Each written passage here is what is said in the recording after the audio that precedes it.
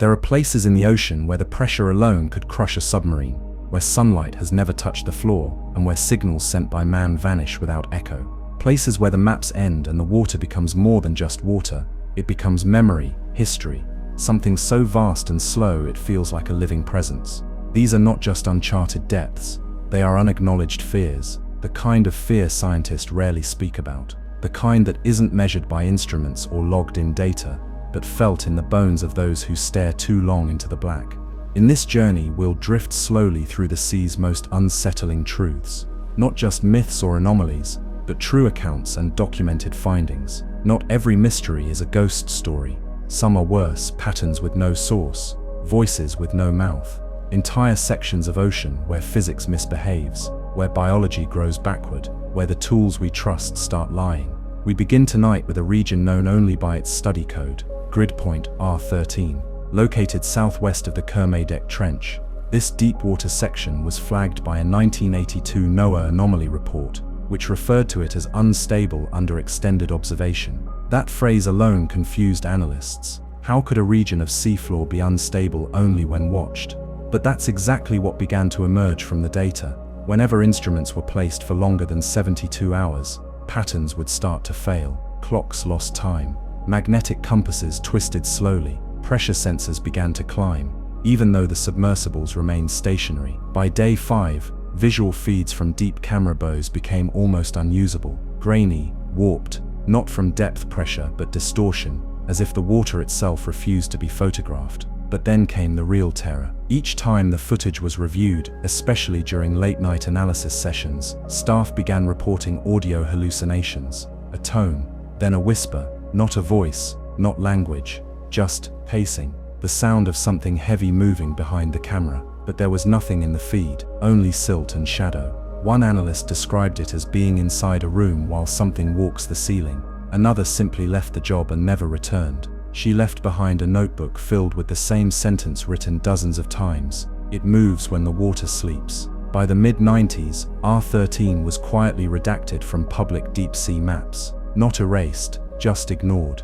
Research ceased. Papers went unpublished. A quiet, unspoken consensus settled in leave it alone. Because the ocean doesn't like to be looked at too long. And sometimes, what it shows you is not what it wants you to see.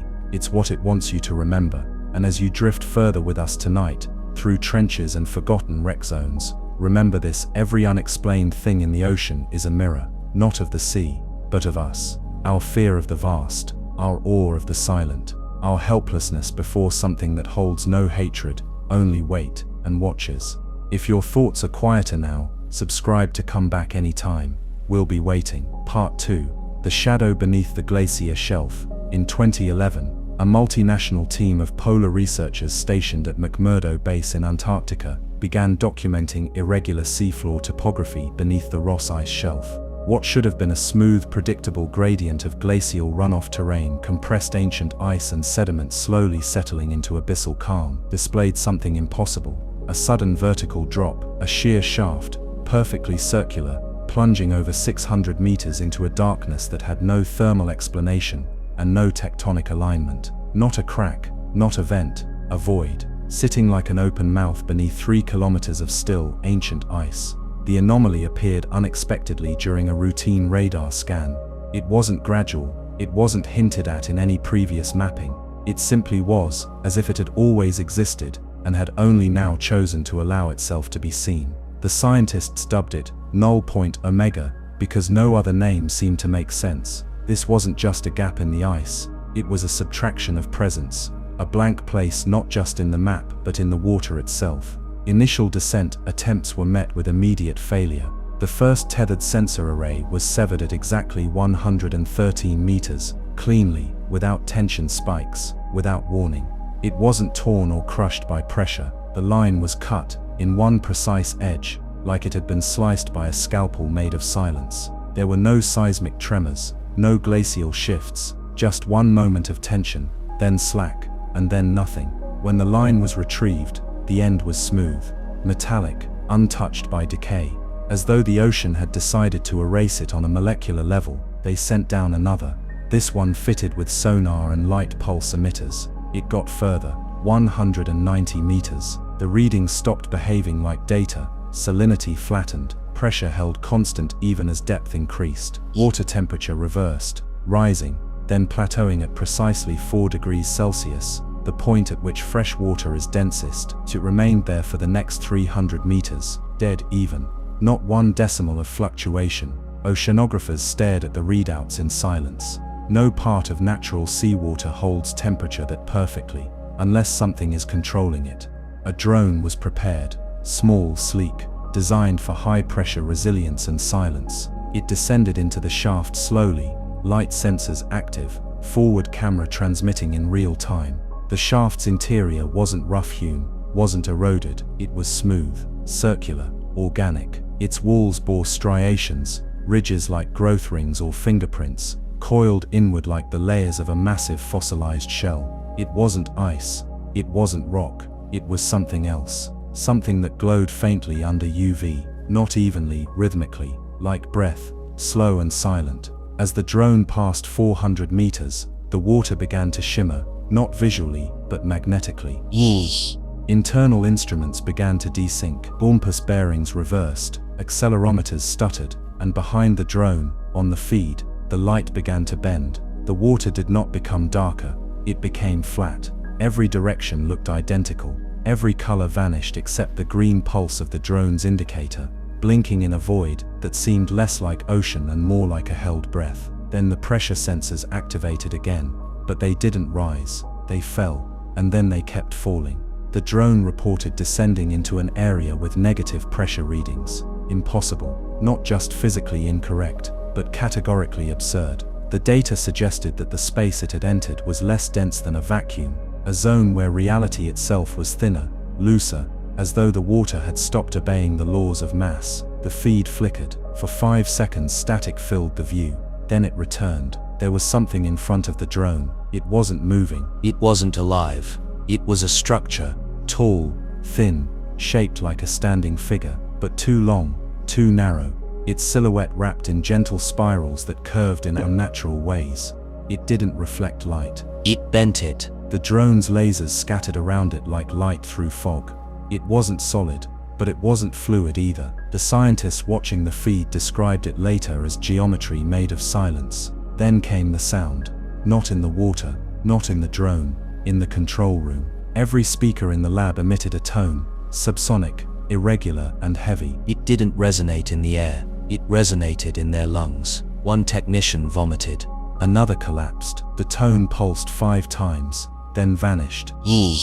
When the feed was reviewed later, nothing had changed. The figure remained, still, centered, waiting. And then at 614 meters, the feed died. The drone stopped transmitting. The tether went slack. It was never recovered. 3 hours later, the ice above the shaft cracked, not from below, from the sides. A ring, perfectly circular, 12 meters across, appeared in the shelf, separating with impossible symmetry, as if something beneath had exhaled and pressed outward in every direction at once. The crack didn't deepen, it just remained, frozen in shape, and then slowly sealed again over the next 4 hours, not melting, not shifting, sealing. Data logs from that night were corrupted beyond recovery. Internal clocks desynchronized. Scientists began experiencing short-term memory loss, dreams of spiral structures, of pressure that hummed, of long thin hands brushing against the inside of their skulls. One physicist retired the next day and wrote a 47-page manifesto. In it he described a theory that the ocean wasn't water, it was containment, that the pressure wasn't a natural force, it was a lock, and that some parts of the sea aren't dangerous because of what's in them, but because of what's trying to get out. The research team was evacuated. Null point Omega was sealed, not just physically, but in record. The coordinates were encrypted, access restricted to level 6 clearance or higher. The only surviving note in the final report was a fragment from the final sonar ping before the feed went dark. The wave had bounced off the bottom of the shaft, but it hadn't returned in the same direction. It had bounced upward, then downward again, like it had reflected off a ceiling far below, made of something else, something with curvature, something too big to fit inside the shaft, something that was curled, waiting. Sleep. Until the cold reached just the right depth, until the rhythm of our machines hummed at the right frequency, until it heard us again, because what the scientists feared most wasn't that the deep ocean was hiding something. It was that it was protecting us from something we had already found and had started to wake. Part 3. The frequency that shouldn't exist. In the early 2000s, a team of marine geophysicists working with a European acoustic monitoring program began detecting an underwater sound that didn't align with any known seismic, biological, or mechanical source. It wasn't like the usual underwater anomalies, the long groans of shifting tectonic plates, the bubbling of hydrothermal vents, the sporadic clicks and vocalizations of whales. This was different.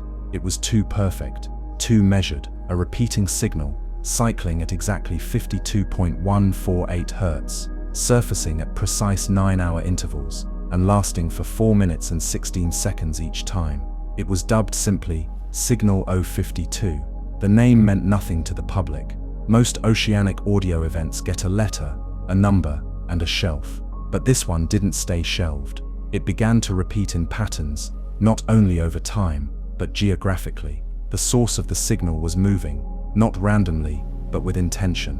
It traveled thousands of kilometers across open ocean over the course of weeks, yet always returned to a small zone off the southeast coast of the Kuril-Kamchatka Trench. It would rise, transmit, and vanish. Submarine captains first reported hearing it decades earlier, describing it as a long metallic sigh or a vibration that passes through your spine instead of your ears. Crews claimed it made the lights flicker, not on board, but inside their minds, a dissonance between hearing and understanding. When audio spectrographs were analyzed, researchers discovered something unsettling. Signal 052 wasn't a single tone, it was layered. There were harmonics buried within the fundamental frequency, harmonics that did not match standard wave physics. Some rose and fell in microhertz, others twisted irregularly, out of sync with Earth's rotation, and even the lunar tide cycle. But the most disturbing aspect wasn't the sound itself. It was what happened to those who spent too much time studying it. Over a period of 5 years, 8 separate analysts reported increasingly vivid auditory hallucinations. The sounds came not from their instruments, but from the walls of their labs. A soft humming in the corners of empty rooms, a pulse just below conversation that would disappear when someone else entered. One researcher in Sweden described hearing the exact tone of 052 while submerged in his own bathtub. Another reported that his daughter began humming a melody in her sleep. When recorded and analyzed, her tune aligned with the signal's harmonic structure perfectly. Then the signal changed. Only once.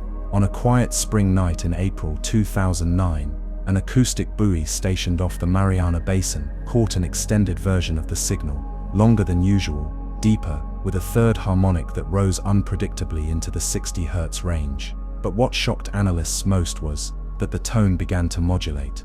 For the first time, 052 broke its perfect consistency. The pattern pulsed, then paused, then pulsed again, shorter, like Morse code. There was no translation, no message, just rhythm, repetition, and then a response. Exactly 91 seconds after the modulation ended, a second signal emerged. Different frequency, 28.3 Hz.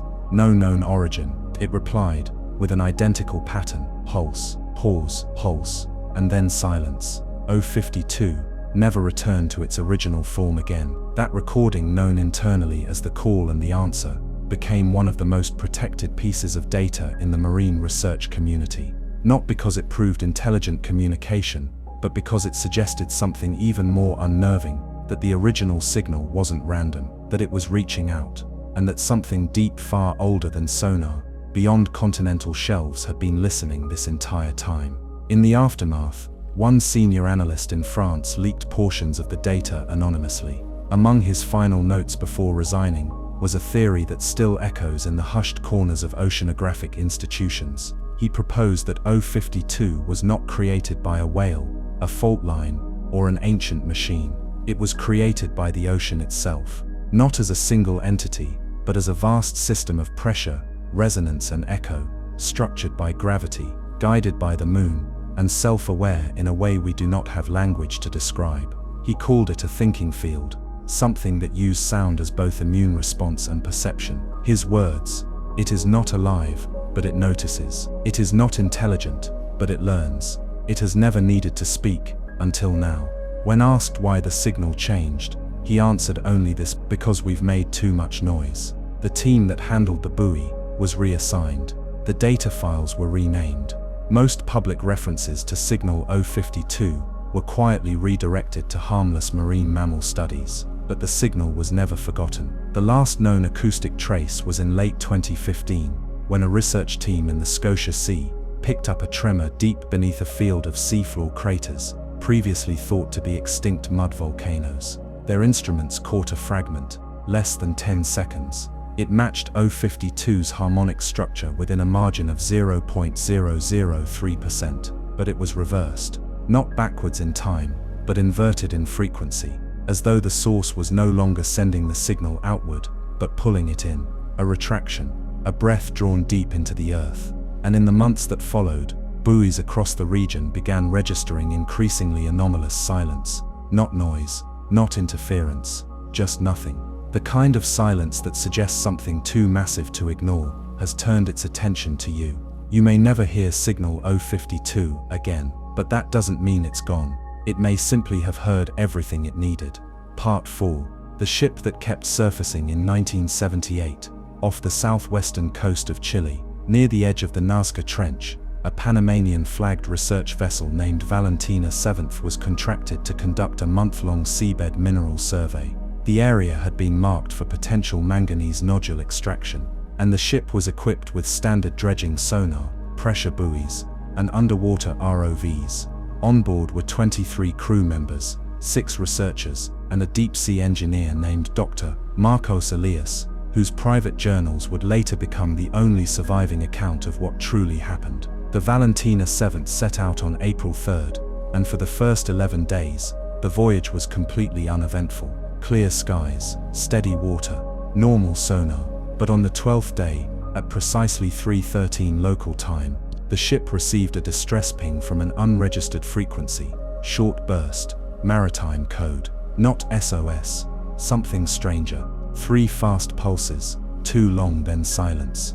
The pattern repeated 3 times. Then it stopped. The crew traced the signal to a position just east of their route, near a previously undocumented shelf drop. Thinking it might be a damaged fishing vessel or a rogue signal bounce, they altered course and deployed a directional sonar sweep. What they found was a solid contact, unmoving, at 5,600 meters, large, rectangular, and warm. They dropped a marker buoy. As it descended, the sonar contact began to shift. It didn't rise, it tilted, slowly, like something adjusting its position after centuries of sleep. Then it returned to stillness. They launched the ROV. The camera streamed dim blue water as it sank deeper and deeper into the dark. At 5,420 meters, the vehicle entered a field of debris, twisted metal, pressure-warped rods, fragments of hull plating in languages no one recognized. Then the shape came into view. It was a ship, or at least what remained of one, over 130 meters long, mostly intact, resting upright on the seabed, as though it had landed there gently. But this wasn't a modern vessel. It had no visible engines, no screw propellers. The hull was blackened, the metal unfamiliar. No windows, no masts. Along its side were symbols etched, not painted. They looked like ridged spirals, repeating in sets of 9. The ROV circled once, then again, and on the 3rd pass, the sonar ping was triggered again. But this time, it came from above. When the Valentina scanned the surface, there was nothing. Open water, cloudless sky. But the radar was lying. A solid contact, nearly 150 meters long, was recorded less than 300 meters off the stern, visible on the screen, invisible to the eye. And the waves had changed. They were moving outward in a perfect ring, as if something had just surfaced without breaching. Then the power dimmed, not on the instruments, in the air. Every light aboard the Valentina flickered in a way that didn't make sense. Not from the grid, from the atmosphere, like the very air around the ship had thinned. The captain gave the order to ascend the ROV, but the tether refused to reel. The winch strained, sensors cut, and the drone feed went black. Over the next 2 hours, the Valentina experienced 3 more silent radar contacts, each one closer, each one in a slightly different location. always there, always invisible. The crew began to panic. Navigation became erratic. Compasses spun. GPS lost lock. And then on April 17th, the Valentina 7th vanished. It didn't sink. It didn't explode. It was just gone. At 3:13, the same hour the signal had first appeared, all communications ceased. Satellites recorded a ripple on the surface, massive but smooth, like a breath being held. Then nothing. But 10 days later, the ship was found drifting in the Pacific Gaia, empty, no bodies, no signs of violence. Meals were still on plates in the galley. Instruments were frozen mid-log, but all metal surfaces aboard had been etched, not with scratches, not with tools, with pressure, tiny spirals, hundreds of them, carved in perfect spiraling grooves, as if the ship had been pressed slowly against something far denser than water. The black box was missing, but Dr. Elias's journal was recovered from a sealed compartment in the aft engineering room. In it he described dreams, not ordinary ones. Night after night, he claimed he saw the ocean split open, not from below, but from within. He described a staircase that led nowhere but down, and the hull of a ship rising backward through time, resurfacing every few decades to listen, not to attack, not to answer, to listen, and to remember who had found it. One entry, dated April 15th, read, "It doesn't float, it returns, and each time it comes closer." Maritime authorities declared the incident an unresolved navigational disappearance, a storm perhaps, a rogue wave, an equipment failure, but no storm was recorded, no wave had formed, no fault line had shifted, and for years afterward, radar stations across the Pacific continued to record a faint signature, 150 meters long, moving at impossible angles, always just below the surface, vanishing whenever eyes tried to find it. A ship that wasn't there, a ship that didn't sink, a ship that never left, and every 9 years, on April 17th, at 3:13, it said that the signal comes again. The 3 short pulses, the 2 long, the silence. The ocean doesn't forget where it buries its secrets. Sometimes it just sets them adrift, to see if we remember. Part 5. The Eyes in the Thermal Bloom. In the summer of 1992, a Japanese oceanographic survey vessel named Toko Maru II embarked on a multi-week research expedition in the Philippine Sea. Their primary mission was to investigate deep-sea hydrothermal vent fields near the Kyushu-Palau Ridge, a known hotspot for geological activity and strange bioluminescent life. These vents were old, some believed to have been active for tens of thousands of years. No commercial value, no military relevance, just deep heat, deep pressure, and ancient chemical exchanges between Earth's crust and the vast black water that covers it. It was meant to be a routine study, but what the Toko Maru II found, what its crew would later attempt to forget, wasn't a geological curiosity. It was a presence that had always been there. A watcher, the ship had been scanning for vent fields via thermal sonar, tracking faint signatures of heat buried beneath layers of sediment and rock. On the 3rd night, one of those signatures changed. A familiar vent site, one previously catalogued and dismissed as dormant, suddenly spiked in temperature, sharply, then steadily, like a furnace being relit. Readings jumped from 72 degrees Celsius to 120 degrees Celsius in under 6 minutes. Sensors began to pick up something even stranger: symmetrical heat distribution. Instead of the usual irregular thermal bloom caused by gases and lava, this source was shaped like a ring, 30 meters wide, with a consistent core at the center, burning hotter than the rest. The entire structure wasn't natural. It was designed, not by hands, not by machines, by something that understood heat as a tool. They deployed a camera-equipped ROV. As it descended, the water around it began to shimmer, not visually, but in the data. Pressure variations didn't match depth. Gravity began to shift minutely. Instruments measured the descent as slower than it should have been, despite thrusters operating at normal capacity. Something in the water resisted not the machine, but time.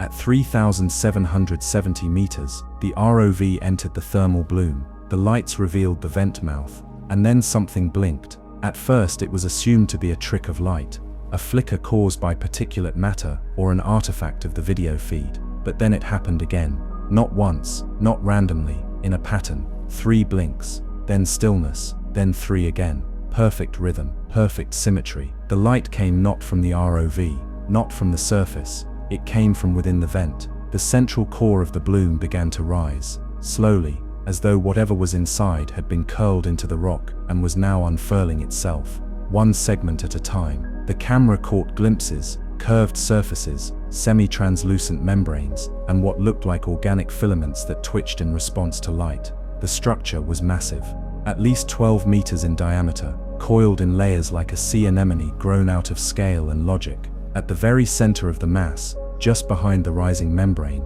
two glowing orbs opened and looked directly into the lens. They were not eyes in the way we know them. There was no iris, no pupil, no sclera, just spheres of living heat, pulsing with an internal structure that looked like fractals folding inward on themselves. The ROV's temperature sensors maxed out. Cameras began to pixelate, then burn out one by one. Before the last camera failed, it recorded one frame, one clear, horrifying image. In the glowing eye on the left, there was a reflection, not of the ROV, not of the vents, a reflection of a face, human, not alive, not animate, but clear, staring back through the eye as though from the inside, as if whatever was watching the drone remembered what we were, and had learned to show us something we would recognize. The crew pulled the ROV back immediately, but the tether line was wrong. It had gained weight, not through damage or drag, but as if something had grabbed the drone on its way up and had added mass. When it surfaced, the exterior was coated in a slick, oily film that shimmered not in color but in absence, black that reflected no light, only distorted it. Samples were collected, stored, but over the next 48 hours, every containment tube used for analysis cracked from within, not burst, not fractured, split, as if the material had tried to grow and was stopped only by pressure. Then came the dreams. Crew members began to report visions, shared ones. They spoke of being underwater without fear, surrounded by layers of pressure that felt like thought instead of weight.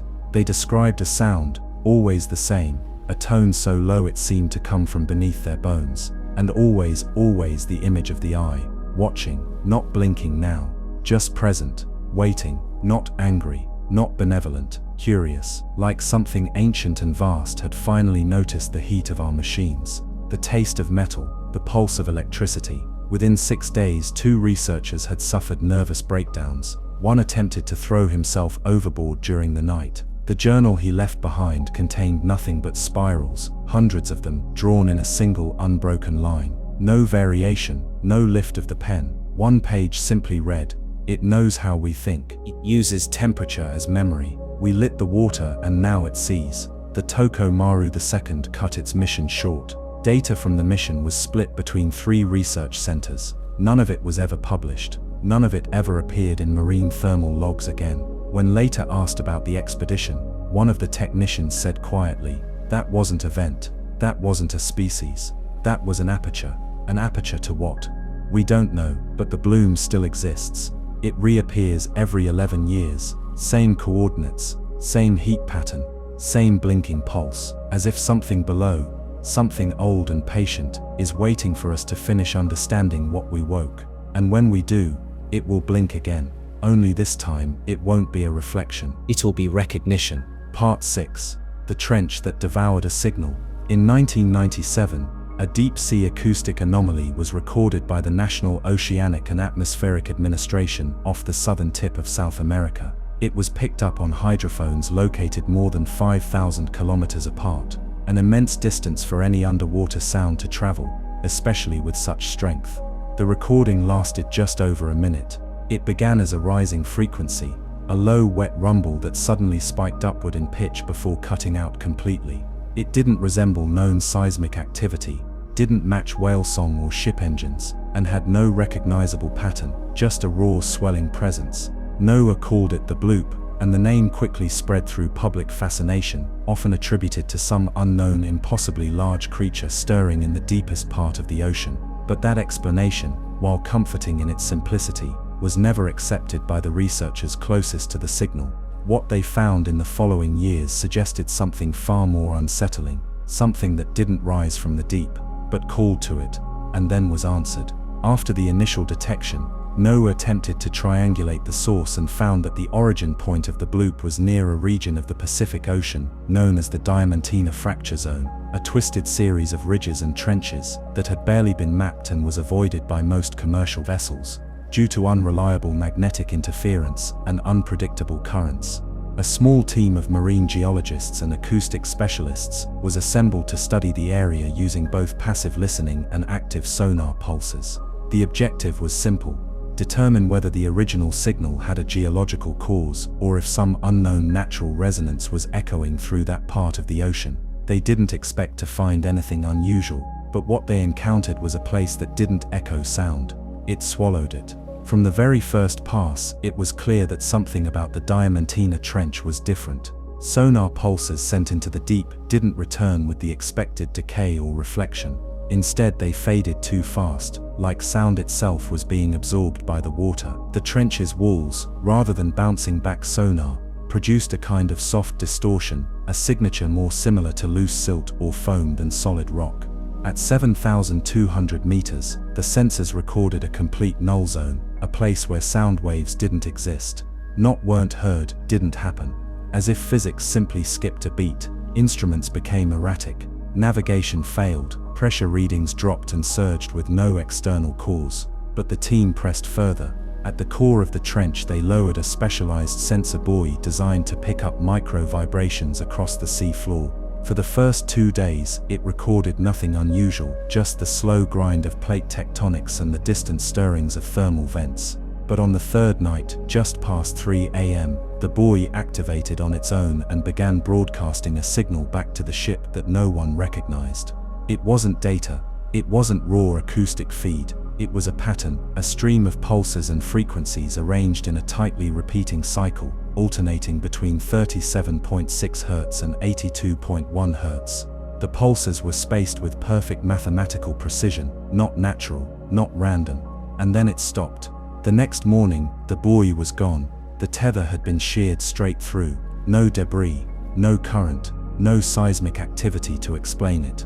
One moment it was transmitting, the next it was part of the silence. What disturbed the crew most wasn't the loss, it was what replaced the buoy's last location. A hole in the data, a section of the sonar grid that no longer responded, no matter how many times they swept over it. Like a blind spot had formed in the ocean itself. They tried dropping a probe to confirm, but it never reached the sea floor. At 6,100 meters, its depth gauge froze. Then slowly, it began to rise. Not because it was being pulled back, but because the pressure beneath it had vanished. It hovered mid-water for 12 minutes, then imploded. On the return voyage, the team attempted to reprocess the original signal known as the bloop, hoping to find something they had missed. That's when they discovered the harmonics. Not in the frequency itself, but beneath it. Buried under the main tone was a sublayer of audio frequencies far too low to be human audible, encoded in a pattern that mirrored seismic waveform maps except backwards. It wasn't a sound moving outward, it was one being pulled inward. A cry not from something emerging, but from something collapsing inward in a slow spiral descent. One researcher, a senior analyst with 30 years of acoustic experience, described it as the reverse birth of sound. Another, less formally, said, "It felt like a scream that fell into a black hole." The Diamantina fracture zone was eventually marked sonically unstable in confidential internal documents. The public explanation, tectonic interference. The truth, as passed quietly between departments, was far more unnerving. Sound enters the trench, but not all of it comes back. Not as sound. Some of it comes back as pattern, as rhythm, as the impression of memory encoded in pressure waves. The bloop wasn't an anomaly, it was a result. The endpoint of something ancient responding not to us, but to something we had already woken. To this day, once every 19 months a similar signal re-emerges, never in the same location, always near trenches, always the same two frequencies. Like a sonar ping from a lost ship that never existed, calling out, not for rescue, but as a reminder, a ritual, a heartbeat of something buried far below the edge of science. And in the deepest corners of marine labs, where the water isn't studied but watched, there are whisperings that the next time the signal returns, it will not be the ocean that listens. It will be something deeper, something beneath even the pressure, something coiled in the folds of Earth's forgotten crust, waiting to receive the final note, waiting for the pattern to complete, waiting for silence to be broken the right way, so it can answer with its true voice. Not a bloop, not a scream, a memory, rising. Part 7. The station that vanished from the feed. In 2015, the Oceanic Monitoring Institute of Norway announced the construction of a new deep-sea listening post, Helios Station, named after the Greek titan of sight. It was designed to be one of the most advanced passive acoustic observatories in the world, anchored to the seafloor at 4,300 meters in the Norwegian Sea, just beyond the mid-Atlantic ridge. Helios wasn't built to study fish migrations or commercial traffic. It was created to track unexplained subsonic phenomena, many of which had been documented since the Cold War but never fully explained. The area had long been known to military observers as an anomalous corridor, a place where submarine sonar would glitch for minutes at a time, where ping returns seemed to spiral rather than bounce, and where the water itself sometimes hummed, without a traceable source. With a budget of nearly €40 million and technology sourced from 5 cooperating countries, Helios was meant to bring clarity to that darkness. Instead, it disappeared. For the first 6 months after deployment, Helios functioned perfectly. It recorded low-frequency tremors, tracked the seasonal patterns of whale song, and even captured several rare deep ocean events like gas hydrate eruptions and silent quakes, pressure shifts without vibration. The system operated through a direct satellite uplink, transmitting 24/7 data feeds to Bergen and Svalbard. Then on September 2nd at 2:14 UTC, the feed stuttered once, froze, and never came back. At first, the lapse was assumed to be routine, a weather interruption, a severed cable, an onboard software error.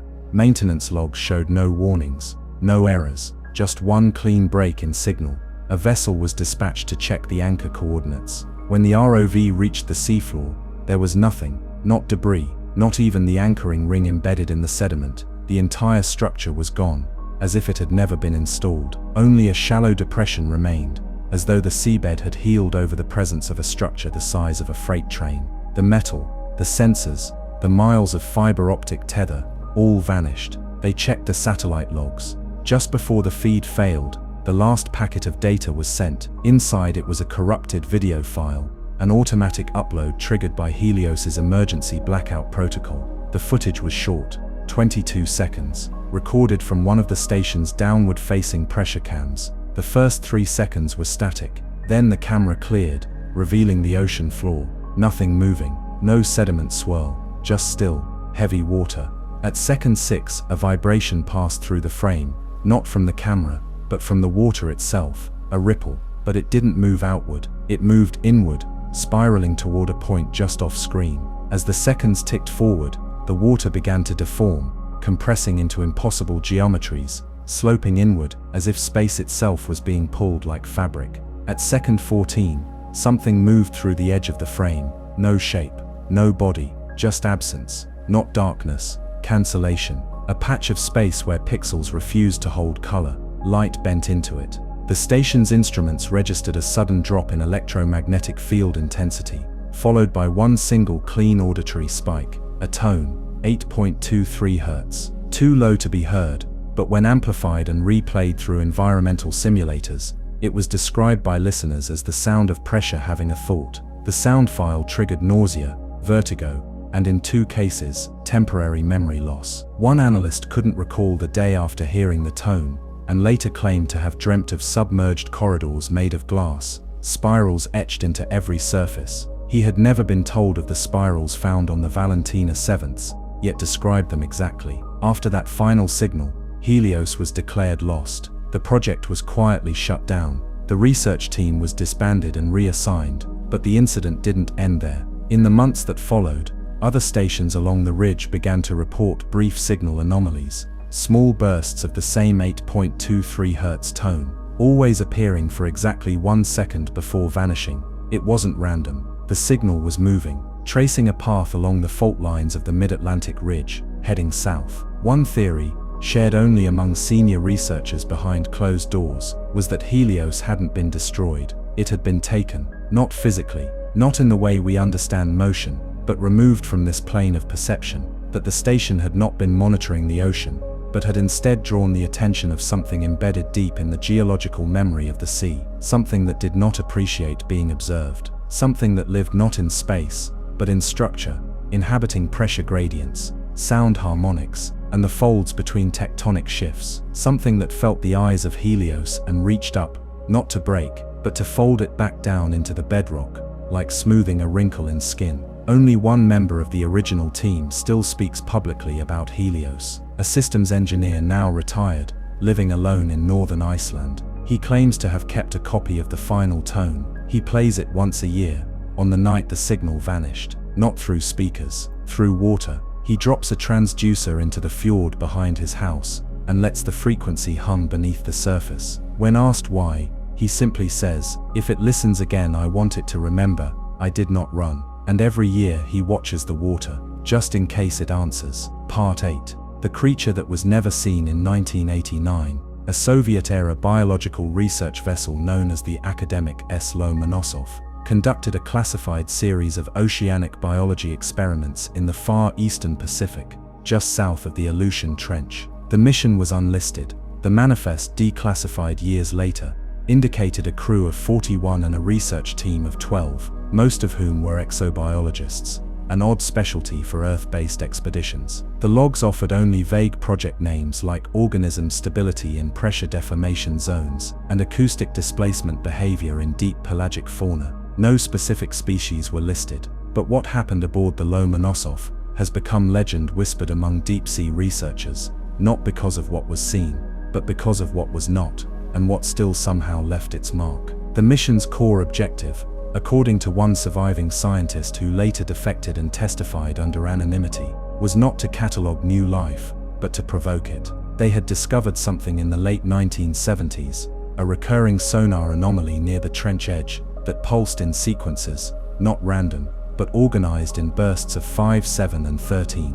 The signal was soft, almost below threshold, and it came from a specific depth band between 6,400 and 6,600 meters, an ecological dead zone too cold and pressurized for known organisms. The Soviet team believed it was not the sound of a creature, but its echo, a resonance shaped by an internal cavity or body structure. They theorized that something immense and non-buoyant moved through that trench only every few years, and the signal was either a feeding call or a warning. So they baited it. They sank a specially designed acoustic emitter rigged with decaying protein strands, sulfurous compounds, and thermal pulses, substances known to stimulate deep feeding behaviors in extremophiles. The emitter mimicked the sonic profile of a wounded whale, mixed with fractured vent noise and intermittent seismic thuds. It was horrifyingly effective. Within 48 hours, all nearby aquatic movement ceased. Every known species, squid, fish, even scavenging crabs, disappeared. The water fell into total silence. The pressure changed. Tensions on the rig tether increased by nearly 12% without current. And then, one night later, the Lomonosov shook, not from an external impact, from sound. A low-frequency blast wave hit the hull at 3:12 a.m., tripping every pressure sensor aboard. It lasted 9 seconds. Metal groaned. The instruments screamed. No physical object ever touched the ship, but the entire vessel listed by 4 degrees as if displaced by a wave too dense to crest. The rig tether snapped. Cameras cut out, and something enormous passed beneath the vessel, visible only by the way the moonlight bent across the surface, as if gravity itself was being warped by a mass that refused to rise. What followed were 2 days of stillness. The water stayed flat. Instruments recorded no current. Sound didn't travel. When crew members spoke above a whisper, their voices felt muffled, deadened as if the air had thickened. Several began to suffer from acute disorientation, reporting feelings of being watched from below, though nothing showed on radar or sonar. One technician collapsed after claiming he could hear breathing through the bulkhead. Not mechanical, not rhythmic, just slow, deep pressure, moving through the hull like an exhale. The last video recording from the expedition was taken on May 17th. Inside the main biology lab, in it, a researcher stands over an open specimen tank, staring down into the water, unmoving. The lights flicker. A low hum distorts the audio. Then the researcher looks up, not at the camera, but past it, and backs away. The video shakes, blurs for 6 frames and cuts. When played frame by frame, analysts discovered that during the blur, for just 1/12 of a second, the image distorts in a distinct pattern. The water in the tank rises, not spills, not splashes, rises as if drawn upward by something gravitational, into the shape of a spiral. a pattern that matches those found carved into the decks of the Valentina 7th, etched across glass in the Helios station footage, and drawn obsessively by dozens of affected crew members in other cases. It wasn't a signature, it was a presence traced by water, copied by metal, whispered into dreams. The next morning, 2 crewmen were missing. Their quarters were undisturbed, boots still beside their bunks, clothes untouched, doors never opened, no footage of them leaving, no signs of violence, just absence. By the time the ship reached port 11 days later, 7 others had experienced what were described as non-verbal fugue states, sitting silently in corners for hours, eyes wide, writing nothing, moving only to avoid the sight of reflective surfaces. Mirrors were removed, windows were sealed. The ship's debriefing files, when obtained through FOIA requests years later, included a classified psychological evaluation recommending full memory suppression for all surviving crew, citing reality intrusions inconsistent with human cognitive boundaries. No one on board would ever speak about what they truly encountered, but in 2013, a Norwegian research drone exploring the same trench recorded a peculiar distortion in its depth telemetry. The readout showed 6,400 meters, then without descending, suddenly shifted to 6,612, then back again, as if the drone had fallen through something not made of water. In the distorted frame from its camera feed, barely visible, was an edge. Not a wall, not a creature. An edge, like the boundary of a shape too large to comprehend, too dark to reflect light, gliding past the lens. It was gone in a blink, and the feed resumed.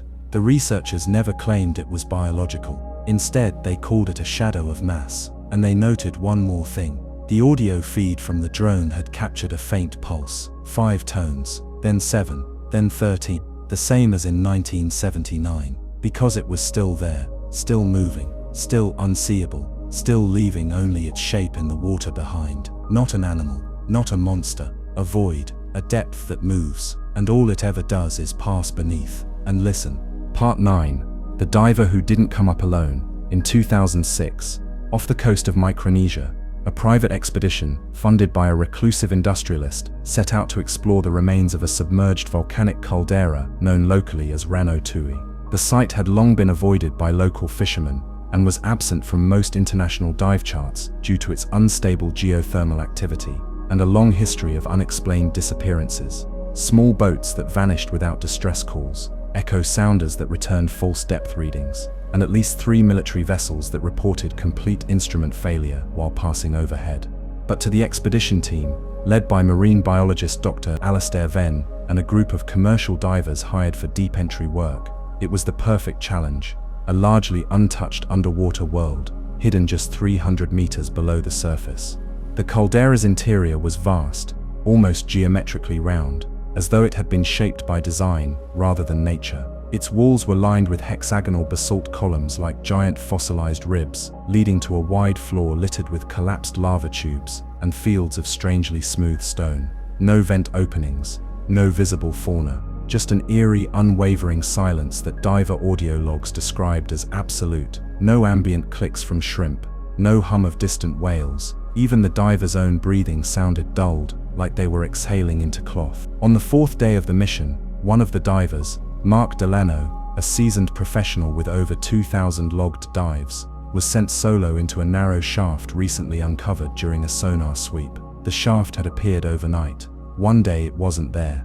The next day, a straight vertical crack over 10 meters wide opened like a doorway at the base of the caldera floor. The team assumed a rock slide or tectonic shift had opened access to a previously sealed cave system. Delano descended with a tether, helmet cam, and full comms. He reached 120 meters. Then his voice cut off mid-sentence. No scream, no static, just silence. Tether tension remained normal. His vitals, monitored via suit telemetry, continued reading steady pulse, regular respiration, minimal stress, but he wasn't responding. The team decided to pull him up manually. The line reeled in smoothly, nothing unusual, until Delano broke the surface. He floated upright, limp, unresponsive. His eyes were open, fixed, no reaction to light. When pulled aboard, the crew discovered he was breathing, but shallowly, like someone in the final stages of sleep.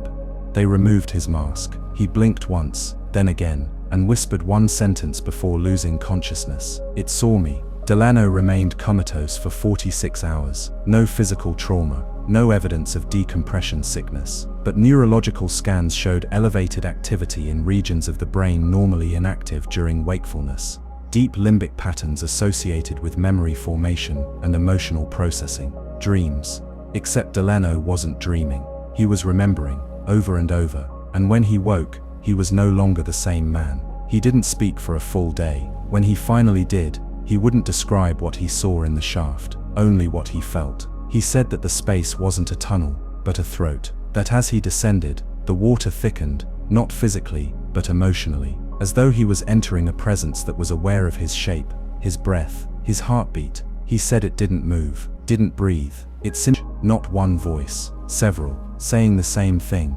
Another breath enters. It wasn't an attack. It wasn't even contact in the traditional sense. It was a form of attention, a gaze, and Delano had descended into the center of it. Within a week, Delano's pupils began to dilate abnormally. His skin grew hypersensitive. He complained of light behind his eyelids, not flashes, structures, things folding and unfolding in recursive shapes, always spirals, always curving back into themselves like claws made of time. One night, he woke up screaming and claimed his dreams had begun transmitting, that the water wasn't done with him, that it had sent something back. He died 48 hours later from a sudden aneurysm. During the autopsy, a small sliver of bone was found lodged behind his right eye, not his own. Its cellular makeup was closer to coral, but its formation matched no species. It was perfectly smooth, needle-thin, and shaped like a spiral. The shaft Delano entered collapsed 2 days later, or so the records claim.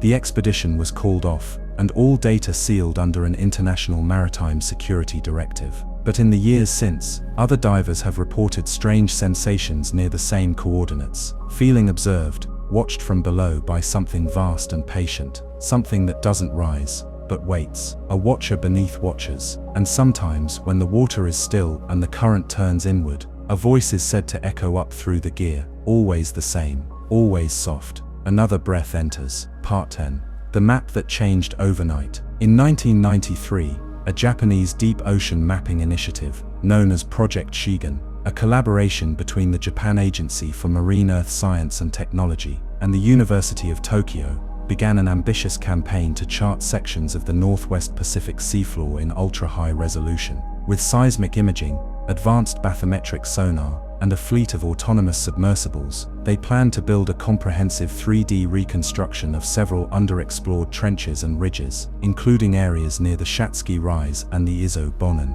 Mariana Arc. The effort was cutting edge for its time, involving decades of geophysical theory, computing models, and deep ocean logistics. For nearly 6 months, the project advanced without incident. But during the mapping of a deep basin northeast of the Bonin Trench, something happened, something no one on the team could explain, something that caused the entire section of their seafloor model to be erased and reclassified, first as corrupted, and later in internal documents, as non-consistent with terrestrial topology. The anomaly began with a data cluster that didn't match expected depth profiles. One of the drones, Shigan 04, detected what appeared to be a sudden unnatural vertical extrusion in a region thought to be flat sediment, some overlap, timing drift, but repeated passes showed the same result. Then the details got stranger. The wall wasn't static, its signature changed depending on the approach angle. From one direction, it returned sound like polished rock. From another, the sonar pulse was dampened and delayed,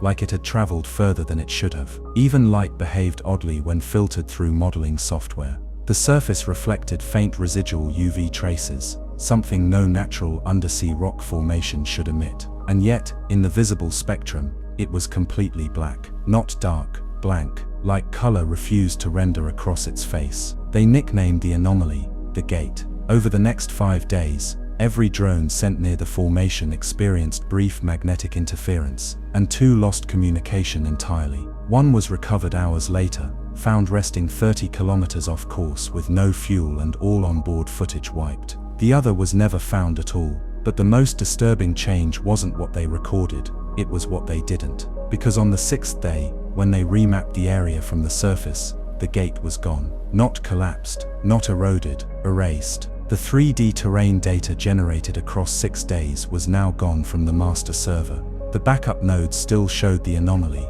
but the live model had reverted to its pre-survey state. Flat basin, no vertical rise, no unusual depth profile. They ran diagnostics, checked for corruption, but all files were intact. Only the ones containing the gate had been replaced, overwritten, by data that fit the original assumptions. And then one of the submersible pilots noticed something else. The coordinates used by Shigen 04 during its last successful pass didn't align with the bathymetric maps anymore. The position it had hovered in, recorded via multiple satellite triangulations, now pointed to an area that physically didn't exist. According to every global map database, those coordinates would put the drone above open water. No trench, no basin, no structure, but video footage still existed of the drone descending, scanning, turning, hovering in place just meters from the anomaly. A wall of darkness in the deep. It was as if the space itself had shifted. A geologist on the team proposed a theory that made others deeply uncomfortable, that the structure hadn't vanished. It had moved, or worse, it had never been in one place to begin with, that what they were seeing wasn't a solid structure, but a boundary condition. A spatial distortion only visible under specific scanning alignments. A fold, a portal, not to another dimension, perhaps, but to another configuration of space. A topology that exists not in geography, but in pressure and time. That night, 2 members of the team, both technicians, were found sitting motionless in the data room, staring at the blank model projection. They hadn't moved in hours. When approached, they finally spoke, almost in unison. It's not gone, it was never here to begin with. In the following weeks, internal communications were restricted. The project was quietly suspended. Data from the area was classified and removed from all shared oceanographic databases. When independent researchers later attempted to study the region, their access was denied. One academic received a letter stating that the coordinates in question were incompatible with ongoing terrestrial modeling. Years later, one of the original Shigen technicians leaked a photo, a simple map, hand-drawn, with contour lines tracing what looked like a vertical wedge extending upward from the trench. On the reverse side were the words, "It moves with thought. It reflects only what we expect not to find. And when we try to look again, it adjusts." The gate hasn't been seen again, but other mapping anomalies have appeared since off the Drake Passage, in the Arctic Basin, near the Mozambique Ridge. Small distortions, shifting shapes, geometry that shouldn't exist. They vanish too. And some believe there's a pattern, something slow, something vast, drawing invisible lines across the floor of the ocean, aligning itself with the grid of human perception. And when the final line is drawn, we will no longer be the ones doing the mapping. We will be the ones being observed, charted, understood, and remembered. Part 11. The Forgotten Crew of Station Andovik. In 1974, at the height of Cold War paranoia and scientific ambition, the Soviet Union commissioned the construction of a classified undersea research station, codenamed Andovik, located in the far reaches of the Barents Sea, near the edge of the Arctic continental shelf. Publicly, the area was listed as a naval exclusion zone. In reality, it was chosen for its unique geophysical qualities, specifically, a deep rift valley along the continental slope that emitted unexplained subsonic pulses at irregular intervals. The pulses weren't seismic in origin, they came from within the water column itself, below 800 meters, and repeated every 19 days, give or take a few hours. While Western analysts speculated that the Soviets were testing submarine cloaking or experimental propulsion, the actual mission of Andovik Station was far stranger to determine if the ocean itself could harbor forms of non-local intelligence, entities, or phenomena that did not adhere to the laws of biological life, but instead existed as conscious structure. Andovik was a sealed steel structure embedded into the seabed at a depth of 1,200 meters, designed to withstand near total isolation. Its crew of 13 included marine biologists, physicists, a cryptographer, and 2 specialized psychologists trained in sensory deprivation and group response under prolonged silence. The project's internal documents, declassified after the fall of the Soviet Union, describe an objective unlike any other: observe the ocean without acting upon it. No lights, no sonar, no movement, only to listen and record. The scientists were forbidden from even speaking during key observation cycles. relying on handwritten logs and synchronized mental focus to reduce conscious imprint on the environment. The premise that the pulses might not be random, but reactive, and that if the ocean was listening, perhaps silence would invite a reply. For the first 40 days, all logs reflect discipline, routine, and the slow creep of psychological strain. Meals eaten in quiet, data collected, nights disturbed by pressure fluctuations that bent the walls slightly inward, followed by tremors not registered by surface seismographs. At day 47, one log notes a change in water density outside the observation dome, an unexplained increase in salinity, and a subtle bioluminescent haze that wasn't present before.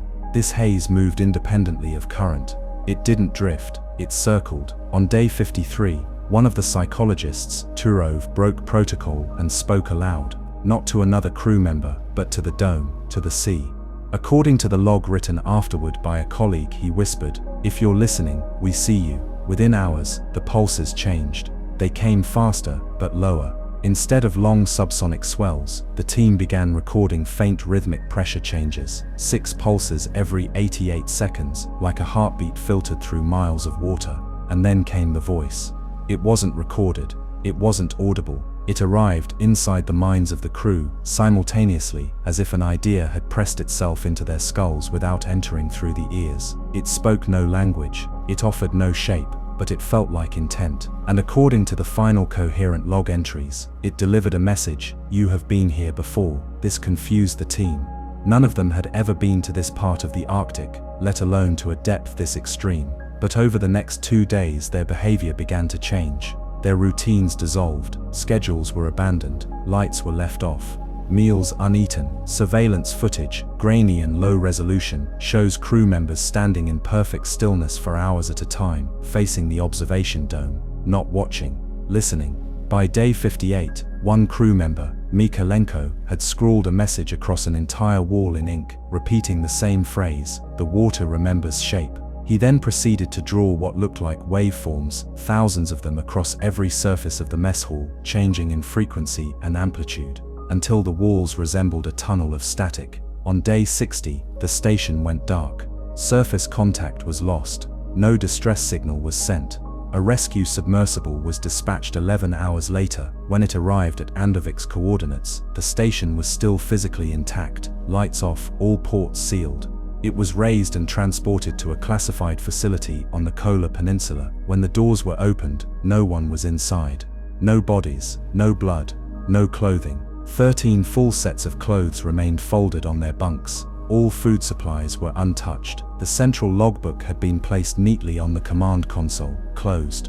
When opened, the final page was not written in any known language. It was filled with a series of waveforms, some identical to Mikolenko's wall etchings, except these now curved inward, converging at a single point in the center of the page, like a spiral built from sound. The official report declared the incident a catastrophic depressurization, followed by crew evacuation. Despite no structural damage, no breached seals, no distress beacon, the disappearance was sealed under military directive and forgotten. But in the years that followed, strange signals continued to be recorded near the original site, signals that carried the exact same 88-second interval pulse as described in the final days of Andovik. Every time a vessel comes within range, the signals stop. But when left alone, they return. Always 6 pulses, always in the same rhythm, like a waiting breath, not searching, just remembering. Part 12. The Lighthouse Beneath the Sea. In 1981, an American research vessel named the RV Oceanus was conducting a deep ocean current survey approximately 400 kilometers southwest of Easter Island, along a stretch of abyssal plain where the Pacific Plate drops into one of its least mapped regions. It was meant to be a straightforward expedition, measurements of thermohaline circulation, sediment sampling, and acoustic profiling of the seafloor. But on the 4th day, their instruments detected a recurring signal from below, a tight band pulse of low-frequency sound, steady and rhythmic, unlike anything generated by tectonic movement or marine life. It came every 62 seconds, a sharp 3-tone chime, followed by silence. It wasn't strong enough to trigger seismic monitors, but it was precise, almost artificial in its regularity. Initially dismissed as signal bounce or equipment malfunction, it soon became clear this pulse had a source, and it was calling from deeper than any known structure in that part of the Pacific. They triangulated the signal to a location 5,600 meters down, a flat zone of the ocean floor previously assumed to be lifeless. What surprised them wasn't just that the signal was so regular, it was that it had timing. The moment they tried to scan it directly, the pulse would stop. When they left the instruments idle, it would resume. As if the source was not only emitting, but observing. Curious and slightly unnerved, the crew deployed a deep-sea drop camera with passive recording capabilities and no active sonar, a quiet probe meant to watch, not disturb. The camera descended slowly through the black. For hours there was nothing, just endless water and the occasional flicker of bioluminescence. Then, near 5,400 meters, a strange phenomenon occurred. The camera passed through what looked like a heat haze, except the water temperature didn't change. The image blurred, shimmered slightly, then resolved. Below, something faintly glowed on the seafloor. It wasn't bright, it wasn't moving, but it was there. A narrow column of blue-white light, no more than a few meters in diameter, rising upward from the darkness below. It didn't shimmer or pulse. It held perfectly still, a beam that didn't appear to come from anywhere. No visible source, no object beneath. Just a standing shaft of light that didn't cast shadows and didn't reflect on the camera's housing. The crew watched in stunned silence. The light didn't react to the camera, nor to its descent. But the moment they attempted to send a second device to join the first, the light vanished, instantly, like it had never been there. Confused, the team retrieved the camera. The footage showed everything, except the light. The haze was there, the descent, then static, then normal seafloor. Whatever the light was, it hadn't imprinted on the film, but the real evidence was what the camera brought back. Attached to the probe's frame, caught between the joints of its stabilizer, was a strip of what at first appeared to be algae or kelp. But under lab analysis, it was found to be neither plant nor animal, composed of layered microscopic lattices, hollow and glass-like, with structural geometry far beyond natural formation. Even stranger, it emitted a faint electromagnetic pulse at intervals of precisely 62 seconds. The same frequency, same tone as the signal. The strip was no longer than a man's hand, but within its surface was encoded a repeating pattern, something resembling Morse, but too complex. Thousands of tiny pulses, overlapping. Data, layered in ways that our instruments could barely interpret. A few bytes of alien code, buried in a sliver of sea matter. One researcher, a cryptologist brought in by the Navy months later, famously described the object as a lighthouse instruction written in a language older than time. He claimed the pulse was not a message, but a maintenance signal, a kind of auto-beacon designed to recalibrate a larger machine. The implication was chilling. The light they had seen might not be a natural emission or a living entity. It might have been part of a system, a machine so vast, so ancient, that it had become one with the crust of the ocean itself. Over the years, similar pulses were picked up in other locations, always on the abyssal plains, always where no volcanic or tectonic activity was expected. The lights were seen again in 1989, 1994, and 2007, each time only once, each time vanishing without trace. And in every case, after a light was spotted, nearby seismic activity would drop to zero for exactly 72 hours, followed by a sharp spike, a tremor or deep ocean quake, focused precisely where the light had been, as if something beneath the earth had been adjusted, tuned. Not an official explanation was ever given. But years later, a retired sonar engineer from the mission shared a theory he had never written down. He believed the light hadn't appeared to communicate, it had appeared to check, to scan, to perform a cycle, and that the camera had simply been a sensor it hadn't expected to touch. He remembered the pulse vividly, the way it seemed to reach into your body if you listened long enough. He claimed it didn't speak words, but it left a message all the same. And what it told him was this: you are not where you think you are. The map was drawn after we built the ocean. The light has never appeared again at the same location, but its pulse still echoes every 62 seconds, all across the deep Pacific, and still, no one knows what will happen when it stops. Part 13. The ship that sank, in reverse in the winter of 1968.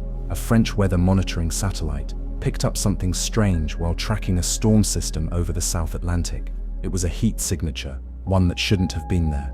It hovered just beneath the surface. nearly 400 kilometers off the coast of Namibia, and remained in place for almost 12 hours. This by itself wasn't unheard of. Submarines could create similar readings, but this wasn't moving like a vessel. It was breathing, expanding and contracting in thermal rings, slowly, steadily, like a heart beating beneath miles of black water. French Naval Command took notice. Then 6 days later, a civilian cargo ship called the Latente passed through that same corridor. It never arrived at its destination. At first, the disappearance seemed like any other maritime tragedy.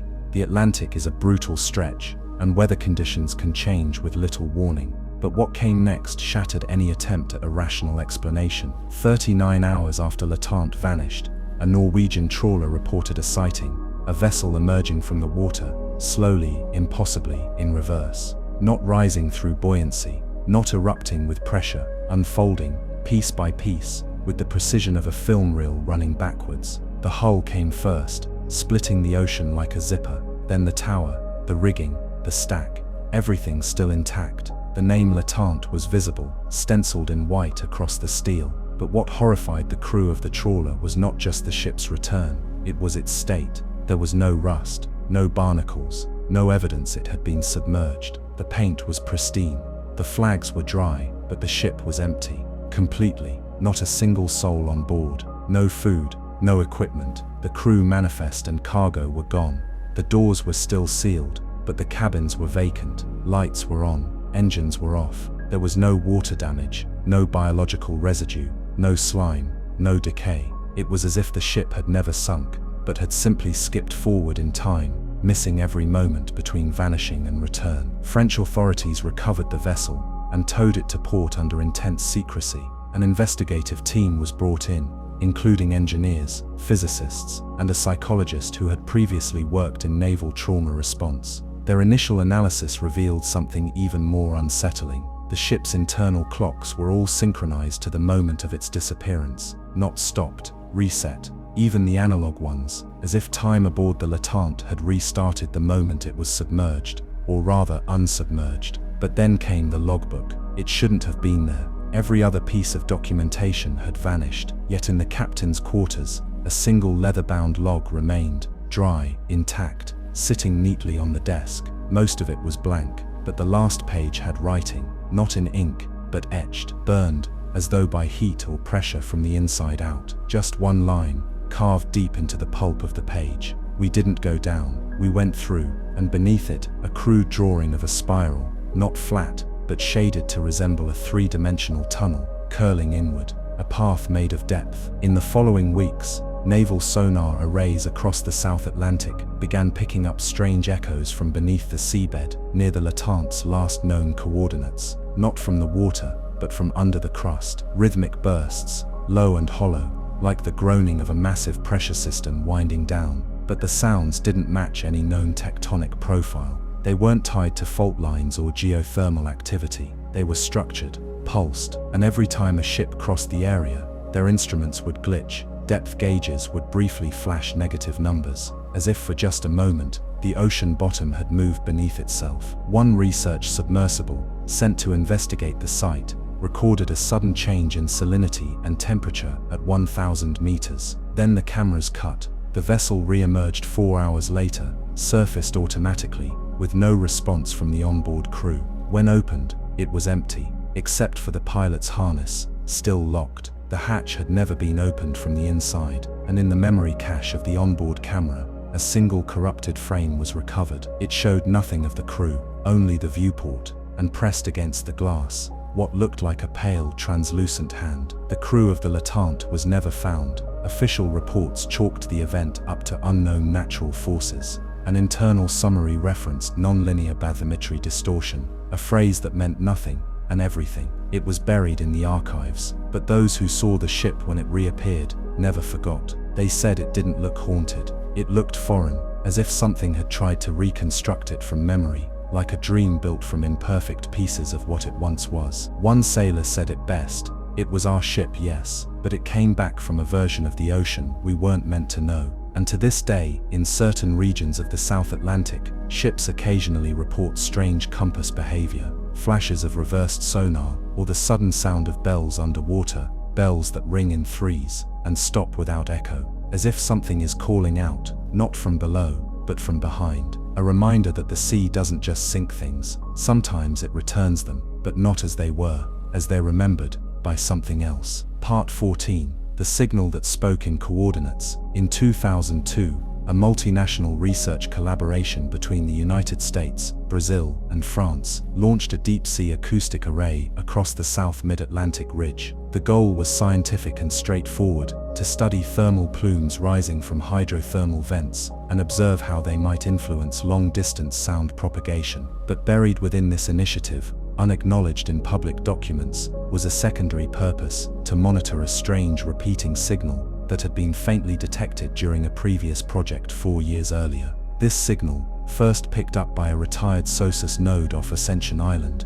was irregular, deeply buried in noise, and almost indistinguishable from background current, until a technician noticed that, unlike ambient deep-sea static, the signal seemed to move, not drift, not fluctuate. It moved in measurable lines across the Atlantic basin. It began as a curiosity, but when analysts overlaid the path of the signal across a 2D seafloor map, it traced out an impossible pattern: a triangle, kilometers wide, perfectly equilateral to within half a meter. It wasn't coincidence. Each corner of the signal's loop corresponded with known regions of magnetic instability, places where compasses spun and equipment glitched. It was as if something was mapping the ocean from below, or activating a map that had always been there. The 2002 expedition launched 24 listening stations along a grid, hoping to catch the signal at high fidelity. For weeks, nothing came. They assumed it was gone, or had changed position.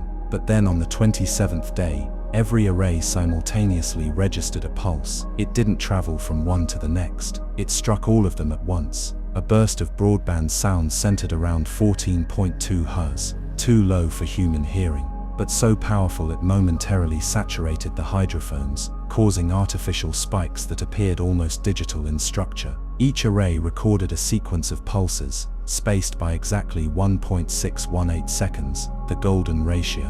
When translated into spatial intervals and plotted using oceanic latitude and longitude, the sequence spelled out coordinates. At first, the team thought they had simply received a location. But what they soon discovered was far stranger. The signal didn't give a single point. It gave many. 37 unique locations scattered across 3 tectonic plates, none marked on any scientific registry, yet all equidistant from a central oceanic fracture zone just east of the Mid-Atlantic ridge. When a deep-sea vessel was sent to the nearest of these points, Station Echo 5, the crew reported immediate environmental anomalies. Instruments lagged. Pressure sensors gave contradictory readings, and most unnerving of all, passive acoustic pickups began recording soft high-frequency clicking sounds, not natural, not random, but patterned: short, long, short, long, short, short. They matched no known marine species. As the ROV descended, the seafloor came into view, smooth,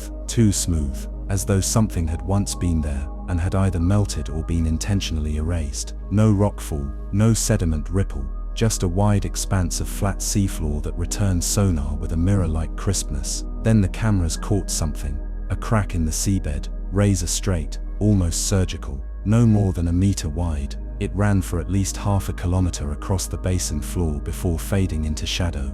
The team dubbed it the seam.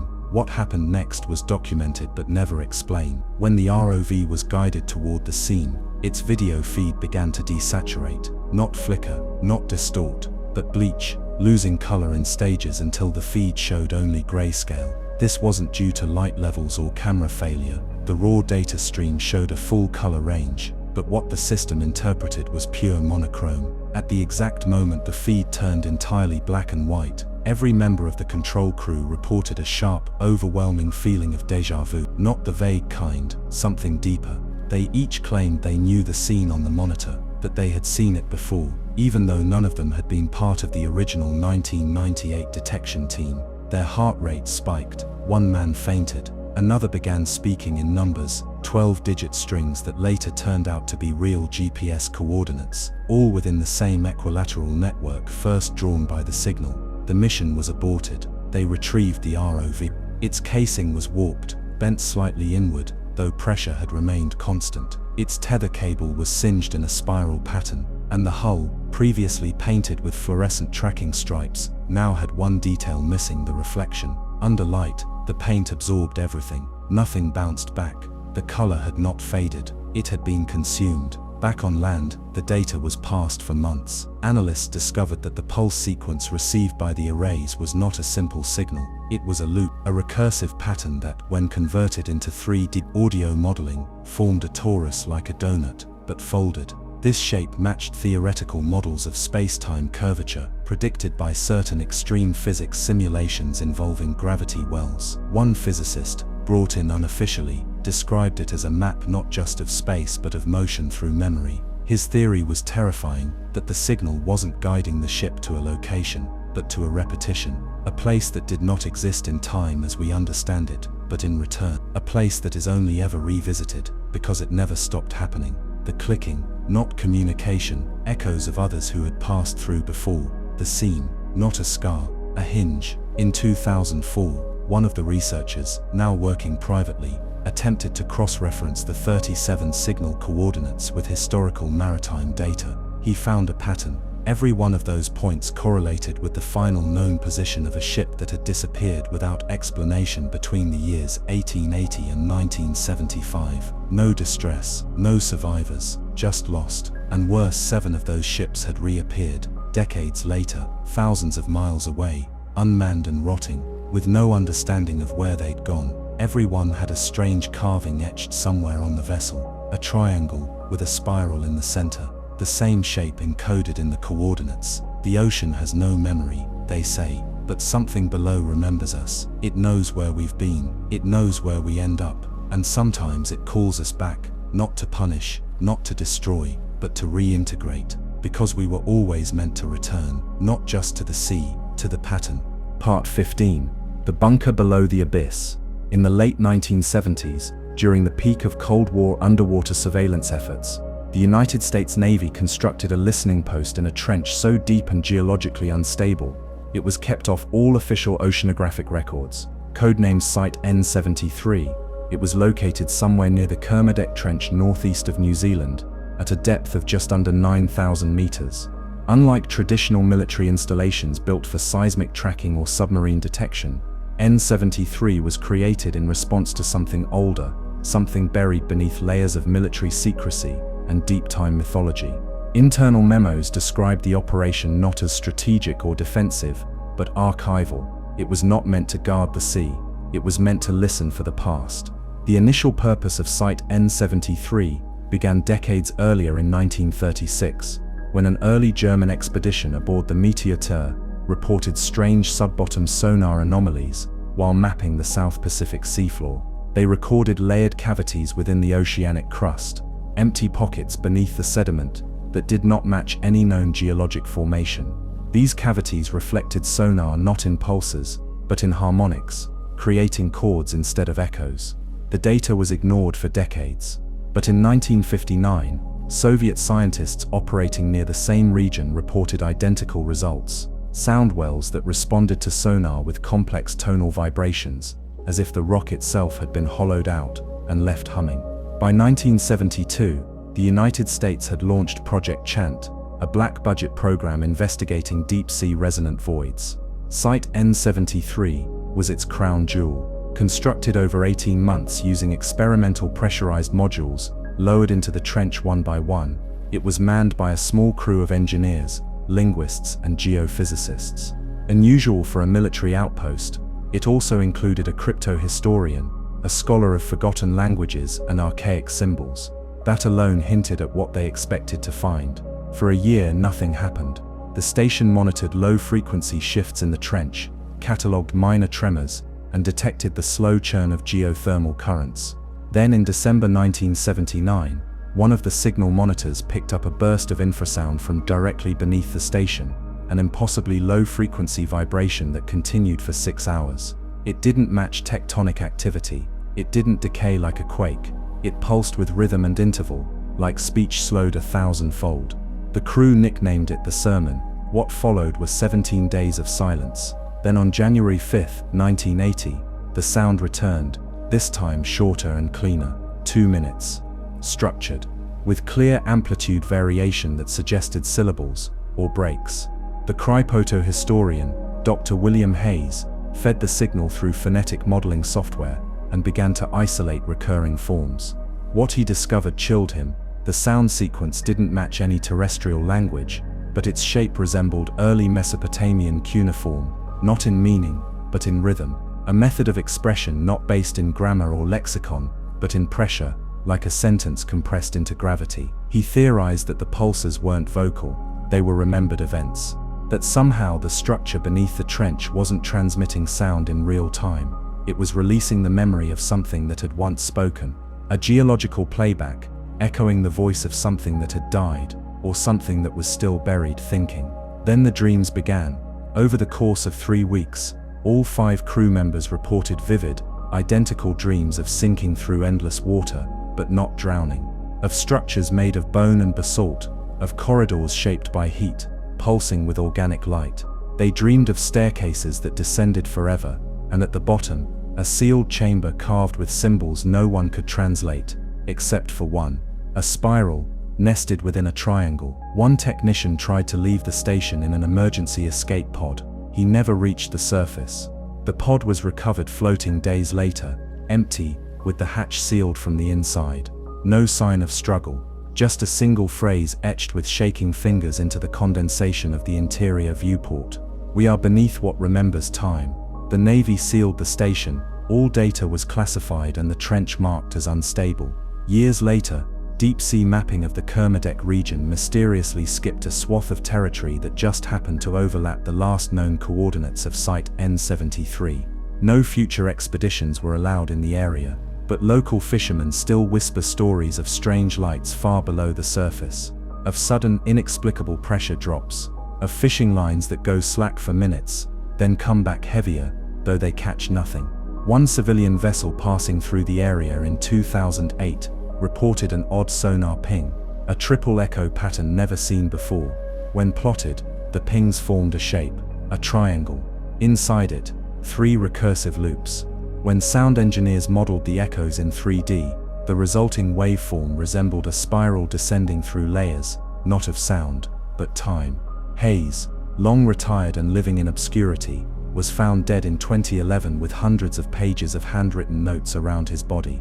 In the final entry of his journal, he wrote this: "We think time forgets, but time only forgets when nothing reminds it.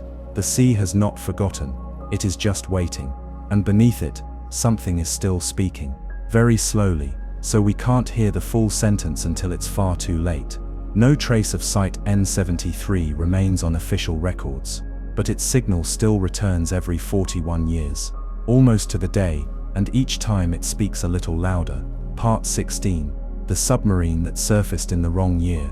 In 1964, the Soviet Navy launched a diesel-electric attack submarine, designated B-114, on what was supposed to be a standard Arctic navigation test, an endurance dive beneath polar ice, lasting approximately 3 weeks.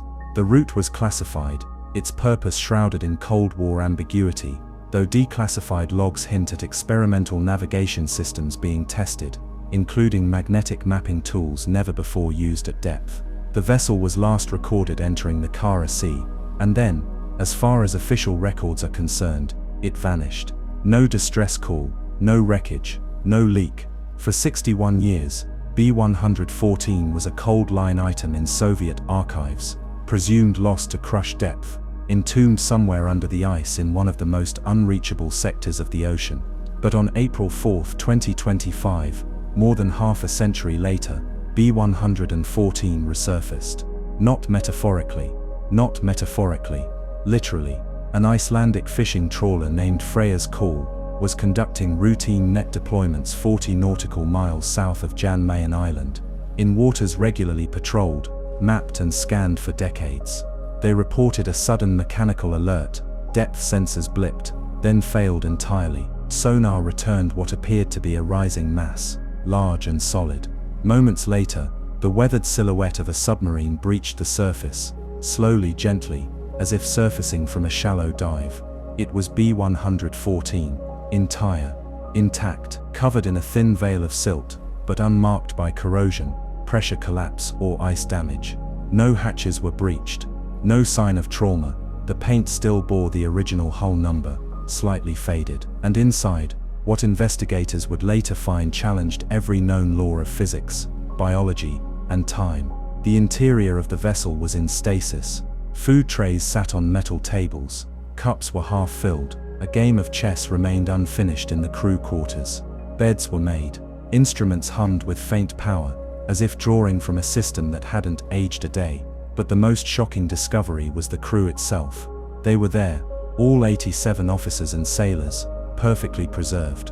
Not mummified, not decomposed, not frozen, alive. At least visibly, standing upright, silent, unmoving. Their eyes were open. Some were mid-step, others seated, gazing straight ahead. When touched, their bodies gave way, slightly pliable, warm but entirely non-reactive. Heart monitors registered no pulse. Respirators registered no breath. But EEG sensors, when attached, detected something chilling. Low, steady brainwave activity, like a body in deep, unbroken REM sleep. All 87 men, dreaming something that none of them could wake from. A NATO response team was dispatched within hours. The submarine was towed under heavy security to a restricted facility in Tromsø, Norway. Over the next 3 months, the vessel was dismantled section by section. Inside a locked storage cabinet, hidden behind a false panel in the command room, they discovered a reel of magnetic tape labeled in Cyrillic, Phase 2, Ising Glubina. Phase 2, the Song of the Deep. The tape contained data from an experimental acoustic transmission test conducted on the 7th day of the voyage. The purpose to emit a sustained subsonic pulse into the Arctic basin to map deep density layers and harmonic anomalies. But something else happened. The pulse continued longer than intended. The equipment registered a return signal, one that didn't echo but replied. A sound that phased against itself, generating wave interference patterns unlike anything natural. The sound appeared to fold within its own frequency, bouncing infinitely inside a single decibel range, becoming quieter without fading, smaller without stopping. The crew recorded the signal, catalogued it, and marked the coordinates of its origin. After that, the logs become erratic. One entry simply reads, "The sea is deeper from below than it is from above." Another scribbled in the margins, "The sound is a room. We opened the door." And the final typed entry, time-stamped 4:13 hours, April 16, 1964, descending into stillness. Time has stopped moving forward. We are no longer aboard the ship. The ship is aboard something else. After the resurfacing, something strange began to happen in the facility where the B-114 was housed. Technicians reported lucid dreams, long and vivid, of being underwater in places that didn't obey physics. Light coming from nowhere. Structures carved into trench walls, glowing not from energy but from memory. One dreamer described seeing a corridor made entirely of sonar, a hallway constructed of sound alone, humming gently, changing shape, depending on which direction he thought about walking. Some awoke with coordinates written in shaky script on their arms or bedsheets. None of these coordinates existed on any known map, but one matched an uncharted dip near the Puerto Rico Trench. Another, a forgotten fault line near the Weddell Sea. And in every case, when submersibles were sent near these locations, instruments reported brief time dropouts, moments where digital clocks advanced or reversed by several seconds despite uninterrupted signal. The B-114 crew was placed into cryonic suspension for study. No one knows what they saw, or what they continue to see in their waking sleep. But one EEG pattern was particularly distinct, repeating in slow pulses that mirrored the original acoustic signal from 1964. The waveform, when visualized, resembled a coiled spiral, opening gradually, like the cross-section of a shell. Except the pattern didn't loop. It grew, layer by layer, cycle by cycle, expanding, as if something on the other side of sleep was learning, not just watching, but building, adapting, from one ship, from 87 minds, from 61 years of submerged thought. What returned from the deep was not a submarine. It was a vessel of memory, and whatever is dreaming beneath the ocean now may no longer need to sleep. Part 17. The diver who was gone for 8 minutes. In 1991, off the western coast of Australia, a civilian diving team hired by an offshore mineral exploration company conducted a series of deep technical dives along a fault line known as the Diamantine Subduction Shelf, a region not typically explored due to erratic underwater topography and a magnetic anomaly that interfered with GPS and sonar. The team was composed of elite divers with extensive military and engineering backgrounds, experienced in navigating narrow undersea crevasses and tectonic chasms. The mission was to retrieve sediment samples from a trench wall nearly 500 meters below sea level. But what happened during dive sequence 4 has never been fully explained, and one of the divers, Marcus Holt, would return changed in ways no one on the team could understand. The descent began without incident. Holt was tethered, equipped with a multi-sensor dive suit, redundant oxygen feeds, and a live feed camera linked directly to the control vessel above. The dive plan was precise. 12 minutes at depth, retrieve a wall core sample, then begin ascent. Holt's breathing remained steady. Communication was normal, but at 9 minutes and 22 seconds, his camera feed cut to static. The tether went slack. No movement, no sound. Heart rate sensors flattened, not flatlined, but disappeared, as if the signal had passed through a dead zone. The surface crew began emergency procedures, but just as they prepared to send down a rescue diver, the tether pulled taut again. At 17 minutes and 51 seconds, 8 minutes after contact was lost, Holt's camera flickered back on. He was standing motionless on the seafloor, facing a rock face that hadn't been there in any previous scans. The surface wasn't sediment or basalt. It was smooth, rounded, pale, like the curve of a colossal shell, half buried in the earth. Holt didn't respond to hails. He just stood there, unmoving. Then he turned toward the camera and smiled. This alone would have unsettled the team, but what they saw next would be classified for over 20 years. Holt extended his right hand toward the wall, not quickly, not in a panic, like someone reaching to confirm something long suspected. The moment his fingertips touched the surface, the camera feed bent. The frame warped in on itself, pixels distorting in spirals, colors bleeding into monochrome. The image didn't cut, it folded, and then just as suddenly, it snapped back. Holt was gone, tether still intact, suit pressure still normal, but no body, no signal, only water and that smooth curved wall. 2 minutes later, the tether jerked, fast, violently, then slowly began to rewind. At 21 minutes and 03 seconds, Holt reappeared in the frame, drifting upward toward the surface, still tethered, still in full gear, but his body floated unnaturally upright, arms at his sides, helmet fogged over. When the crew hauled him aboard, they found him breathing, conscious, but silent. He didn't speak for 6 hours.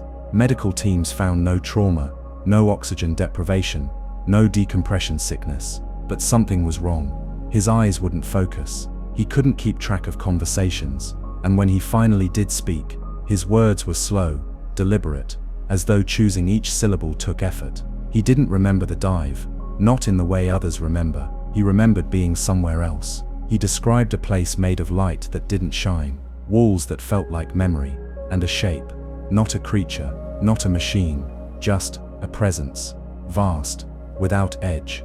He said it spoke, not in words but in arrangement, that it showed him where he was, where he had been, and where he wasn't meant to go yet, that he had brushed against its outline, and the ocean had pulled him back because the shape hadn't finished building its thought. When they showed him the footage of the dive, he watched in silence, then paused the video where his hand touched the wall. He whispered, "That wasn't rock." He never dove again. Over the next year, Holt developed a peculiar condition. His dreams became auditory. He heard sequences of sound while sleeping. Never music, always layered pulses and modulations, frequencies below human speech, often repeating. He began to write them down, line after line of symbols, dots, waves, spirals, none of which matched any known language, but which a few rogue cryptographers later likened to early mathematical logic diagrams, instructions, code. He died in 1999, peacefully. No illness, no trauma. He simply didn't wake up. His wife said he had gone to bed humming one of the patterns, smiling, like he was finally ready. When his journals were reviewed after his death, investigators found one recurring phrase buried between sequences: "I was never meant to see the shape, only to return its question." A recent expedition in 2020, using updated bathymetric mapping and sonar imaging, scanned the same region where Holt had dived. The rock face, the one he touched, was gone, but something else had appeared in the data. Not an object, not a void, a silence. A perfect acoustic absence 47 meters wide and 31 meters deep, shaped like a spiral viewed from above. When sonar hits the zone, no return comes back, not distorted, not blocked, absent, like the signal falls into something that doesn't reflect, doesn't register, just accepts. That patch of ocean has since been marked in military files as a Class 6 echo zone. Civilian vessels are rerouted. No explanation is given, but those who study the footage, those who trace the logs, know better. Sometimes the sea doesn't take you. Sometimes it shows you what else is watching. And if you touch it, if even for a moment you don't come back with answers, you come back with an unfinished sentence. One the ocean is still trying to complete. Part 18. The Screaming Current. In the summer of 1987, the Oceanographic Institute of Lisbon partnered with a French research group to study an unusually strong deep ocean current forming along the Azores Plateau. For years, mariners and autonomous buoys alike had recorded anomalies in the region. Water that shifted direction without cause, internal waves that didn't align with the Earth's tidal patterns, and most notably, the sudden disappearance of acoustic telemetry whenever submersibles passed below 3,000 meters. Locals who fished those waters referred to it as O Veio, the vein, a strange river of motion that sometimes screamed when the winds were quiet enough. Though this had always been dismissed as superstition, sonar buoys had captured odd vibrational harmonics that mirrored human vocal frequencies, sound signatures that weren't static or biological, but structured in such a way that they resembled language without being language. The joint mission was to drop a tethered pod, CRS Orpheus, into the zone and let it drift along the current for as long as it could remain attached. The pod was equipped with pressure-resistant cameras, dual thermal probes, audio sensors, and most importantly, a real-time directional hydrophone that could triangulate and track sound origin while in motion. The crew joked it was a ghost hunt in a trench. They expected rogue underwater resonance, minor tectonic echoes, maybe a new eddy. What they recorded instead was something else entirely. At precisely 3,430 meters, Orpheus crossed into the current. The moment it did, the pod's onboard gyro began to spin, not violently, not out of control, but steadily, like it had entered a tunnel with moving walls. The water temperature dropped by 6 degrees in under 2 minutes, impossible without a nearby thermal sink, and the salinity spiked as well, creating a density mismatch that no natural current could explain. The pod's exterior lights began to dim, not due to power loss, but interference. The video feed turned a faint sepia tone as though it were being filtered through a chemical haze. And then came the sound. The hydrophone picked up a low hum, sub-bass, organic. It wasn't a vibration. It had timbre, texture, a vocal depth that rose and fell in a pattern too complex to be random. The technicians began calling it whale-like, but the tone lacked the familiar modulation of known cetaceans. This sound repeated every 11 seconds. It didn't rise from below. It moved with the pod, as if it was being emitted by the current itself, not around the vessel. Inside it, through it. Then the pod began transmitting spikes, bursts of noise resembling human screams. Not mechanical, not digital feedback, real biological screams. Male, female, dozens, each one lasting no more than 1.2 seconds, layered like echoes collapsing in on themselves. Audio engineers ran spectral analysis. The results were staggering. Carried harmonics, typical of vocal cords under extreme stress, but with one impossible twist: every frequency was inverted, reversed. Backwards at a speed indistinguishable from real time. When reprocessed through inversion filters, the engineers heard clear, intelligible fragments. Let go, still falling. The wall is breathing. It doesn't forget. As this was happening, the pod's path was curving, not drifting with the current, but bending along a fixed arc, like it was being guided. The navigation team plotted its movement and discovered it was forming a perfect spiral. one that would converge at a single point nearly 5 kilometers below sea level, a pressure zone no human technology had ever reached.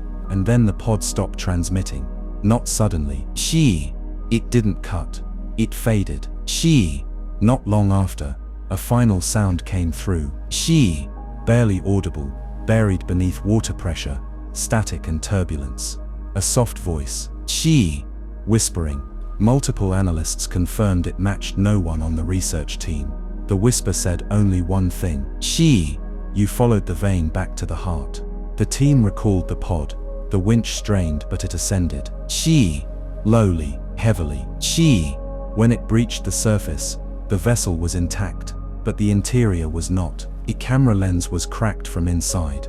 Every onboard recording device had been wiped, not erased, but overwritten with white noise that when analyzed revealed harmonic density consistent with human breath. As if every byte of data had been exhaled into. More unsettling was what they found on the exterior hull. Not damage, not scratches, letters, carved into the metal, in an alphabet that resembled a crude blend of Phoenician and Linear A. No corrosion around the grooves, no signs of tool pressure. Just perfect, sharp engravings. 37 symbols in all, aligned in a spiral formation, tight at the center, expanding outward. The linguist on board froze when he saw it. He said it looked less like writing, and more like a listening algorithm. Unexplained 70, not to be read, but to filter sound through memory. He asked one question: what if this isn't an ocean current? What if it's a recording? A record of things long dead, screams trapped in a loop, an echo that runs along the ocean floor, collecting and retelling fragments of the past. Not metaphorically, literally, as if the trench itself is a needle, and the current is a groove on a planetary phonograph. One that replays horror like it was part of the terrain. The current still exists. Today it's marked on modern maps only as an anomalous thermal river. But in recent years, deep-sea fiber optic cables routed through the area have begun to pick up strange interruptions. Blips of reversed human speech. The sudden echoing sobs. Sounds that no longer surprise the engineers. They call it the breathline now. And the further they trace it, the more it pulses. Not with water, not with sound. With memory, unwilling to die. Unwilling to fade. Waiting for someone to follow it back to the beginning. Where it all went wrong. Part 19. The beacon that shouldn't exist. In 2010, an independent ocean mapping initiative, Project Pelagos, funded by a coalition of universities and tech firms, launched an ambitious mission to chart and 3D model the seabed between the Canary Islands and the Mid-Atlantic Ridge. While most of the expedition focused on identifying unknown seamounts and trench rifts for climate and tectonic research, one particular survey, executed by an autonomous deep-sea drone named Argos III, documented an anomaly that would go on to unsettle every scientist who reviewed the data. It didn't look like a shipwreck. It didn't resemble any natural formation. It was symmetrical, vertical, and most disturbing of all, active. The object was first detected at a depth of 4,400 meters, embedded at the base of a narrow fault canyon. Initial sonar imaging showed something impossible: a perfectly smooth obelisk roughly 12 meters tall and just under 2 wide, rising straight from the seafloor like a forgotten tower. It was composed of some form of mineral composite that returned a sonar signature too dense for basalt, but too resonant for metal. Most troubling was the narrow band of electromagnetic frequency it emitted, measurable only in micro-intervals, flickering between 22 and 28 Hz. A frequency range associated not with communication, but with interference. The engineers assumed it was a glitch, a sensor feedback loop, until it started to repeat. Every 7 minutes and 14 seconds the obelisk emitted a signal, not just electromagnetic, but acoustic, a dense focused hum that traveled 30 nautical miles in every direction, always centered around one tone, 23.6 Hz. It was inaudible to human ears, but not to whales. Nearby pods of sperm whales began exhibiting strange migratory patterns after the beacon's pulse was detected. Some even circled the area in slow, deliberate spirals. A few beached themselves days later on the western shores of Morocco. No illness, no injuries, just silence, as if something in their mind had been rewritten. What made the structure truly disturbing, however, wasn't just its behavior or its impact. It was what the beacon was broadcasting. The Argos III drone, after 3 days of circling the object, captured a series of high-resolution LiDAR sweeps of its surface. These revealed an intricate pattern of etched grooves, hundreds of them, forming what first appeared to be concentric circles. But when the data was rendered in 3D and rotated, the grooves reassembled into an intelligible sequence coordinates, not one, hundreds, all arranged in spiraling loops from a central point outward. Every coordinate, when plotted, corresponded to an event, a maritime disaster, a lost ship, a sunken city, a submerged anomaly. From the wreck of the USS Cyclops to the drowned ruins of Pavla Petri, the obelisk wasn't a random beacon, it was a catalogue. Every layer of the spiral contained more coordinates, some known, some classified, but a few had no known correlation, no history, no recorded disappearance, not yet. And that's when the implications began to spiral. This wasn't just a map of the past, it might be a map of the future. 2 linguists reviewing the groove patterns noted that the order of events as arranged on the beacon's spiral didn't follow date or location, it followed depth, as if each entry wasn't just a point in space-time, but a measurement in pressure. And at the center, dead center, was one final groove, unmarked, deeper than any known location, deeper than the Mariana Trench, a depth no vessel had reached, a depth no seismic map acknowledged. The implication was horrifying, that the structure wasn't simply marking what had been lost, but what will be. The team attempted to extract a sample from the object. The drill bit fractured on contact. The second drill bit melted, not from friction, from resonance. The object, when touched, emitted a frequency that destabilized the tool's internal cohesion, not heat, not pressure, vibration, as if the object knew it was being probed. 2 days later, the drone vanished. No mechanical failure, no communication drop. The tether signal went dead in less than half a second. No debris was recovered. A single frame from the final feed was preserved, a moment of extreme distortion, as if light had been folded across itself. The last image was not the beacon, it was the trench wall behind it, opening, or rather, separating, as if the seabed itself were a doorway, and the beacon, a key. After the disappearance, the area was reclassified by the European Seabed Authority as a dynamic seafloor instability zone. No civilian vessels are allowed within 80 kilometers, but fishermen nearby still tell stories. At night, when the water is perfectly calm, the sea hums, and sometimes just before dawn, a low sound ripples across the waves, too deep to be wind, too steady to be natural. A voice without words pressing against the waterline, not calling, counting, because the beacon is still transmitting.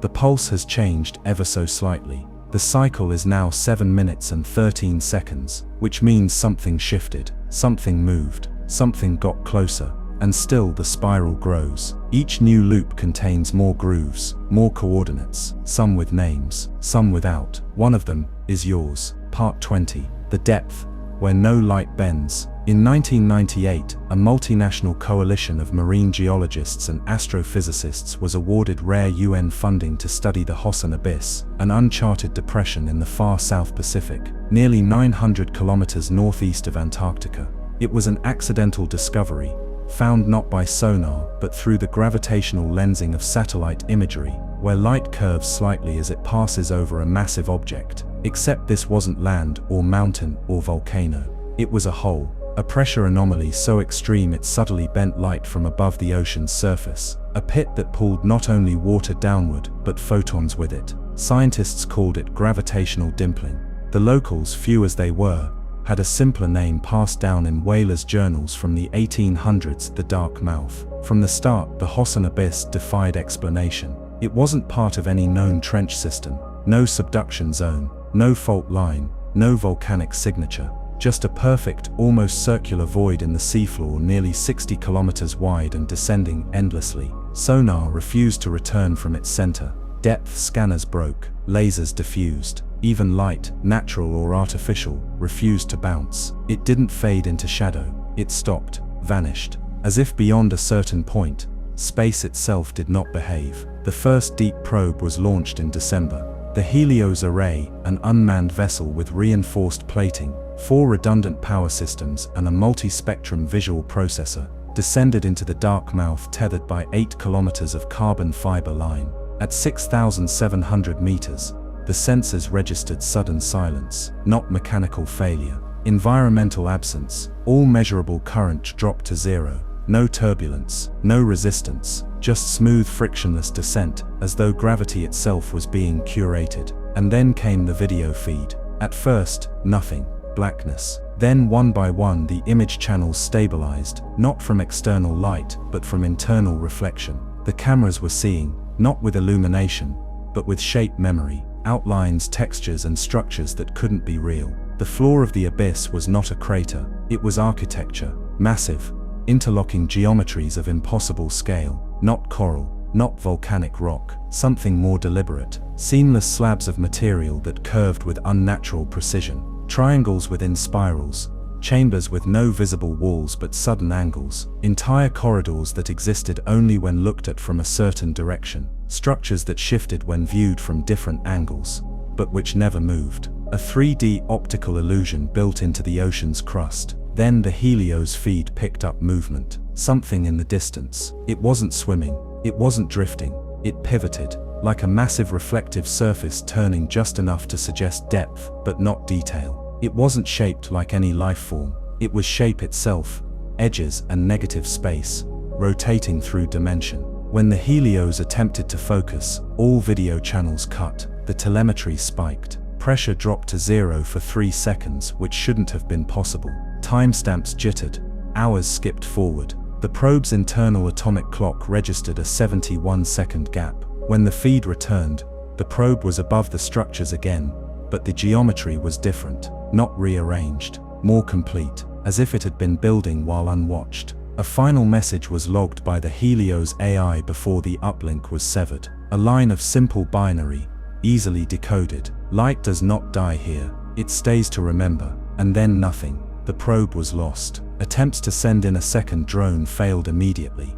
Each one vanished at the same depth, as if absorbed. The UN classified the site as non-navigable, but privately, some scientists leaked fragments of what they had seen.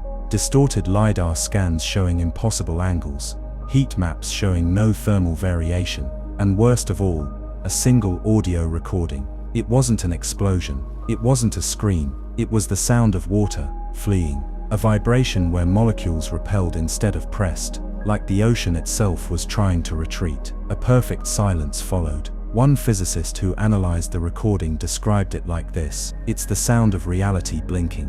Over the next decade, satellite imagery of the region became increasingly corrupted. Clouds formed without meteorological basis. Water levels fluctuated by meters in moments. Some researchers claimed to see large dark patterns forming on the surface, spirals too perfect to be natural, like oil slicks shaped by intelligence. Every satellite image of the coordinates from the last 10 years shows distortion, as if the light from that region is being warped, not once, but continuously, like it's not reflecting a moment in time, but looping a single instance again and again. Eventually, the UN stopped authorizing missions entirely, but in 2017, a private yacht strayed too close. Only one passenger was found adrift in a lifeboat. He was unresponsive for weeks. When he finally spoke, he didn't mention storms, or engine failure, or shipwreck. He simply repeated a phrase he claimed he had heard in a voice he couldn't see. A voice that came not from the air but from the angle of the sea itself. He said the voice told him, "The ocean has a mouth. It remembers every light it swallows, and it keeps the brightest for last. Whatever lies in the Hosan abyss isn't content with being hidden. It bends the laws that keep it there, and perhaps one day, it won't just pull in light. It will begin to send it back, not as it was, but as it remembers it." Part 21. The Eyes Beneath the Ice. In 2006, a Russian research team working at Lake Vostok, one of the largest subglacial lakes in the world, buried beneath more than 4,000 meters of Antarctic ice, accidentally triggered one of the most quietly unsettling events in recent deep-sea history. Lake Vostok had long been a source of fascination for biologists and geologists alike. It had been sealed for over 15 million years, cut off from the rest of the biosphere since before humans existed. preserved in darkness and isolation under the crushing weight of ice. Some believed it might contain ancient microbial life. Others feared that drilling through the ice would contaminate whatever secrets lay below. But what no one expected, what no one was allowed to expect, was that something in Lake Vostok had been watching. The drilling operation was simple in theory. Scientists used a heated probe to melt a narrow shaft through the ice, taking extreme care not to let external microbes contaminate the pristine environment below. But on February 9, 2006, just before breaching the final barrier between the ice and the lake, the pressure inside the shaft changed without warning. Instruments reported a sudden and forceful upward displacement, a rise in pressure not from below, but from the walls of the borehole itself. The water that was supposed to flow into the hole began flowing outward. The probe was yanked back, but not before the cameras picked up something beneath the final translucent layer of ice. A brief flickering shimmer, something that moved, slowly, not in fluid, but in pattern, not in form, but in gaze. The feed cut out just as the ice fractured, and then refroze. The incident was classified within 48 hours. All footage was confiscated. The official story released to the public was that the team had halted their drilling due to concerns over contamination.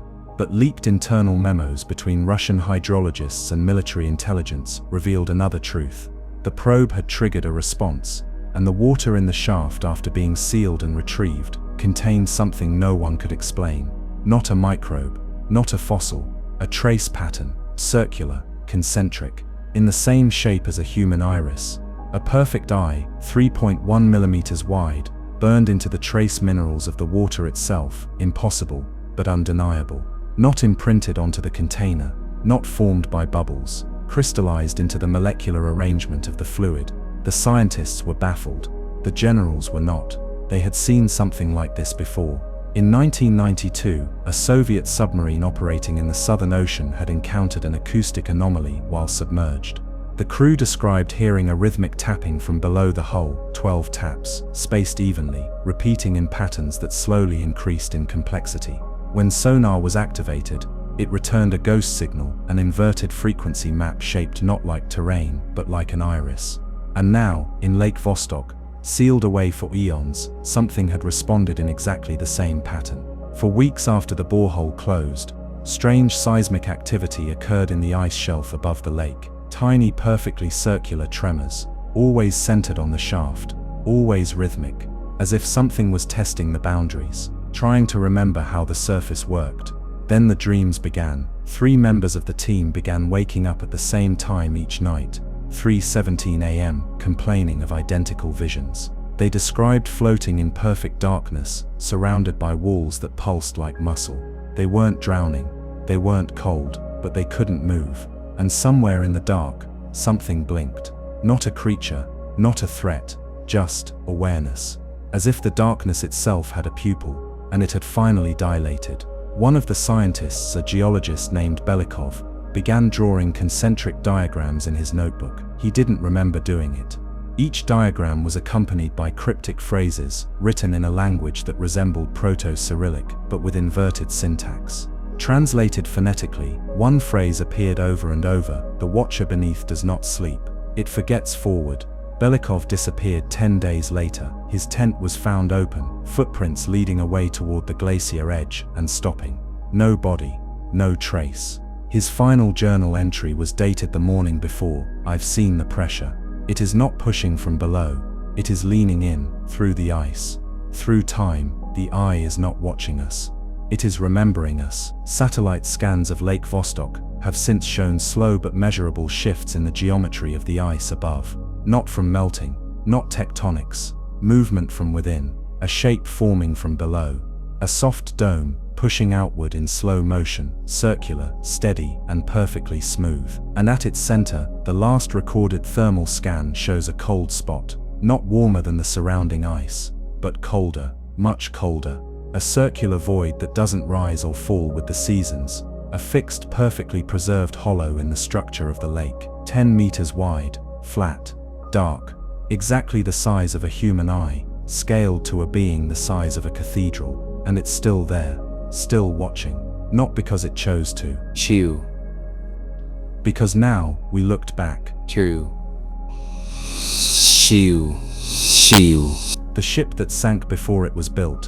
In 1973, during the construction of a new deep-sea port in the southern coast of India near Dhanushkodi, a site historically plagued by strange tidal behavior and the remnants of ancient ruins, half swallowed by the Bay of Bengal, surveyors preparing to dredge the seabed for foundation pylons made a disturbing discovery. As part of a routine pre-dig assessment, a sonar trawler scanned the seafloor for obstructions. What returned was not unusual at first. A long, dense structure partially buried beneath 60 feet of silt and sediment, roughly the size and shape of a large shipwreck. What disturbed the team wasn't the fact that a wreck existed there. It was that the sonar image bore the unmistakable silhouette of a modern vessel. Not an old wooden hull or corroded iron freighter, but a sharply contoured frame consistent with steel maritime construction, decades too advanced for the region's known shipbuilding history. Even stranger, the outline was pristine. No collapse, no decay, no sign of disintegration, as if the ship had only just settled beneath the waves. Thinking they'd discovered a recently sunken vessel, local authorities contacted Naval Command for identification.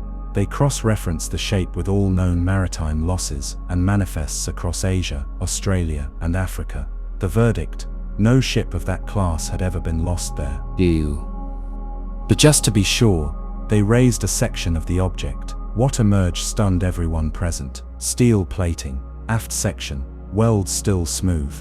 A hull ID number, barely obscured by algae growth, JN 2189C. The number didn't match any known registry, but when photographs were sent to the Naval Archive in Mumbai, a chilling response came back. That hull number had been assigned, but not to a finished vessel. It was scheduled to be used for a military research ship that was still under construction at a classified dry dock in Visakhapatnam. A ship that on paper wouldn't exist for another 4 years. The project was instantly shut down, dredging was cancelled. The entire bay was declared geologically unstable and deemed off limits. But not before a marine engineer named Vivek Manoharan smuggled out the preliminary dive footage, the only known visual evidence of what now rests beneath the waters near Dhanushkodi. The footage shows not just the curve of a steel hull, but a structure buried beneath it. Slabs of stone too large and symmetrical to be natural. Walls, corners, archways, carvings partially exposed in the sediment, impossible to date, impossible to translate. On one slab was a sequence of markings shaped in a spiral of angled glyphs. When Vivek handed the tape to a linguist at a nearby university, they could make no sense of the symbols, but they noted something uncanny. The angles matched the proportions of a modern waveform. More precisely, the curvature of a sonar ping reflected from metal striking metal. Not random art, not language, a recording. Vivek grew obsessed. Over the next decade, he dedicated his life to understanding what he had seen. He would privately confide in close colleagues a theory so impossible, most dismissed it as madness. He believed the structure was not just a ruin, but an echo, a kind of event scar on the fabric of time, where the past and future had bled into each other beneath the pressure of the sea. The ship that would someday be built, already drowned, already buried in a place that existed outside causality, a place where memory and future were indistinguishable. In 1984, 4 years after the date marked on the sunken hull, the real JN 2189C launched. It was renamed INS Prama. Its mission, oceanic magnetic field calibration and deep current flow analysis in high-pressure zones. On its first mission, it sailed through the Andaman Sea, then veered south, toward Dhanushkodi. It never came back. The last communication was a burst of garbled Morse-like pings transmitted via emergency backup. When decrypted, the message read, "Final fix does not align. Echo below is us. Depth recursive. Spiral loop confirmed. Vessel at rest." The ship was declared lost. No wreckage was ever found. No lifeboats. No crew. The Navy resealed the site. But locals still whisper about the tide there, how it pulses without wind, how the water sometimes folds inward instead of out. A few divers who returned years later reported strange occurrences, compasses that spun while stationary, bubbles that flowed sideways, and a deep metallic sound that echoed from below, as if something massive were breathing through time. One of the divers brought back a fragment of metal, curved and thin, no longer than a spoon. It bore a tiny inscription. When analyzed under magnification, the etched line revealed 4 concentric spirals embedded in one another, impossibly precise. It matched the same marking carved into the underwater stone walls. Exactly. The sea, it seems, does not see time as we do. It remembers forward. It forgets backward. And in certain places, under just the right pressure, it may reveal things that have already happened, but simply haven't occurred yet. Somewhere beneath Danishkodi, a ship waits, not to be discovered, but to happen again. Part 23. The cradle that waited too long. In 1981, a French oceanographic vessel named Étoile de Minuit was tasked with investigating seismic irregularities near the Mozambique Ridge, a submerged plateau in the Indian Ocean. The assignment seemed routine: catalog microquakes, collect sediment samples, and test a new deep ocean LiDAR system. But during the 3rd day of mapping, while scanning a section of seabed long assumed to be flat basalt, the team detected a depression. It wasn't a simple pit or crater. It was an oval formation almost 2 kilometers wide and nearly 400 meters deep, perfectly smooth, symmetrical, encased in steep circular walls. One marine geologist on board made a quiet observation in the log. "It looks like something once sat here." The crew began calling it Le Berceau, the cradle. The LiDAR scan revealed something even more chilling. At the very bottom of the depression, partially buried in compacted silt, was a structure. Not coral, not volcanic rock.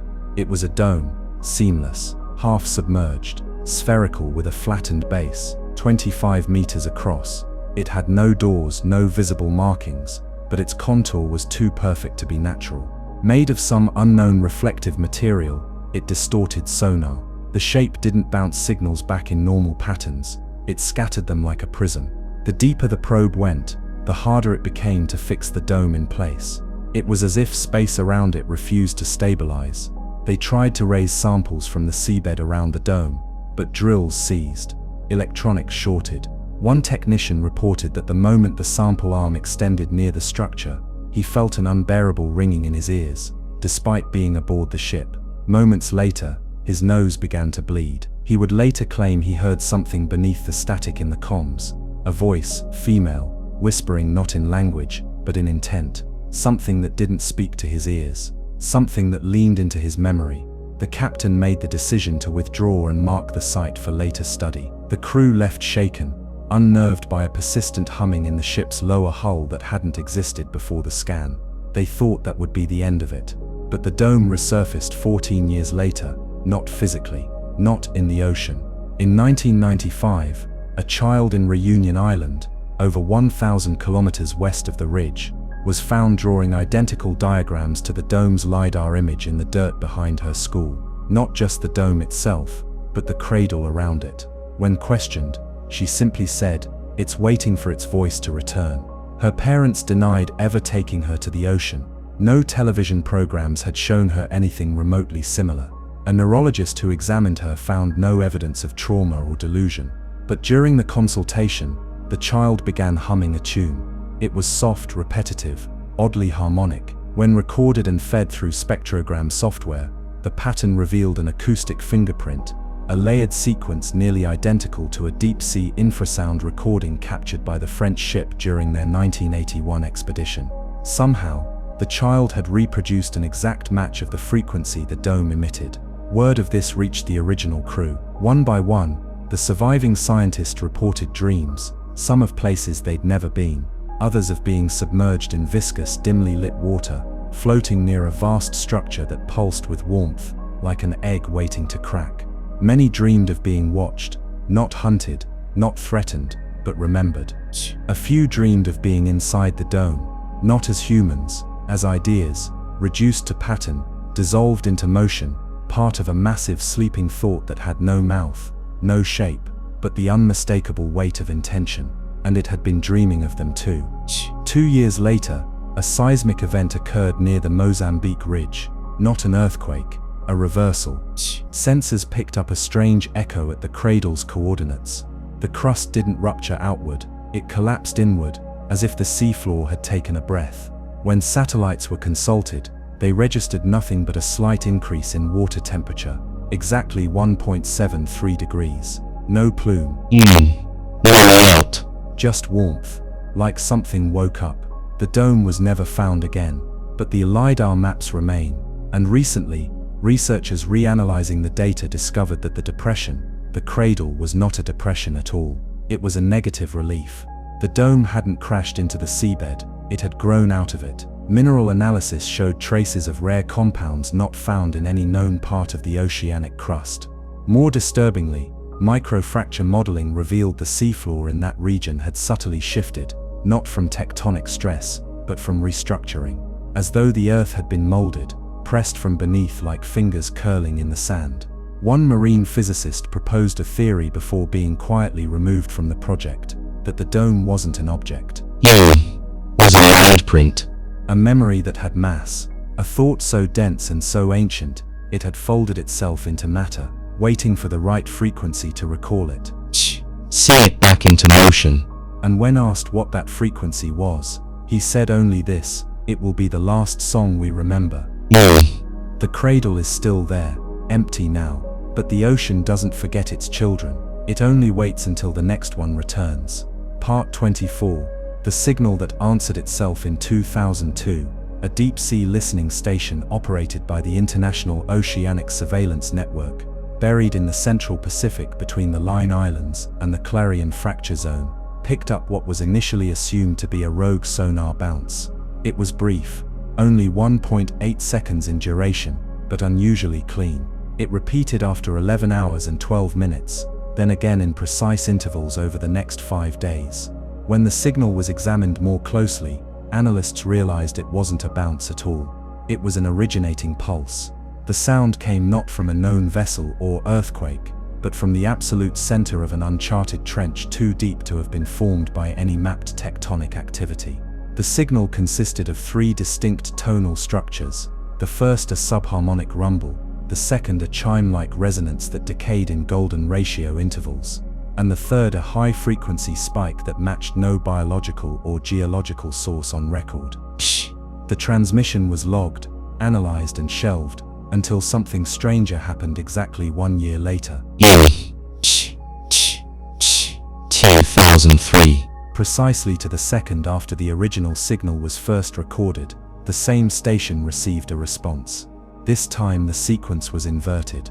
The subharmonic came last. The resonance led, the spike was modulated, and when mapped onto a 3D graph and slowed by a factor of 1,000,000, the sequence displayed something no one could explain.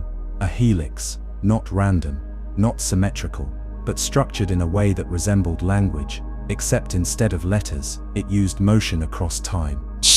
The scientists working on the signal dubbed it the answer. But no one had sent a question. Over the next 4 years, the station recorded a new signal at the same time every year, each one mathematically related to the one before it, like steps in a proof.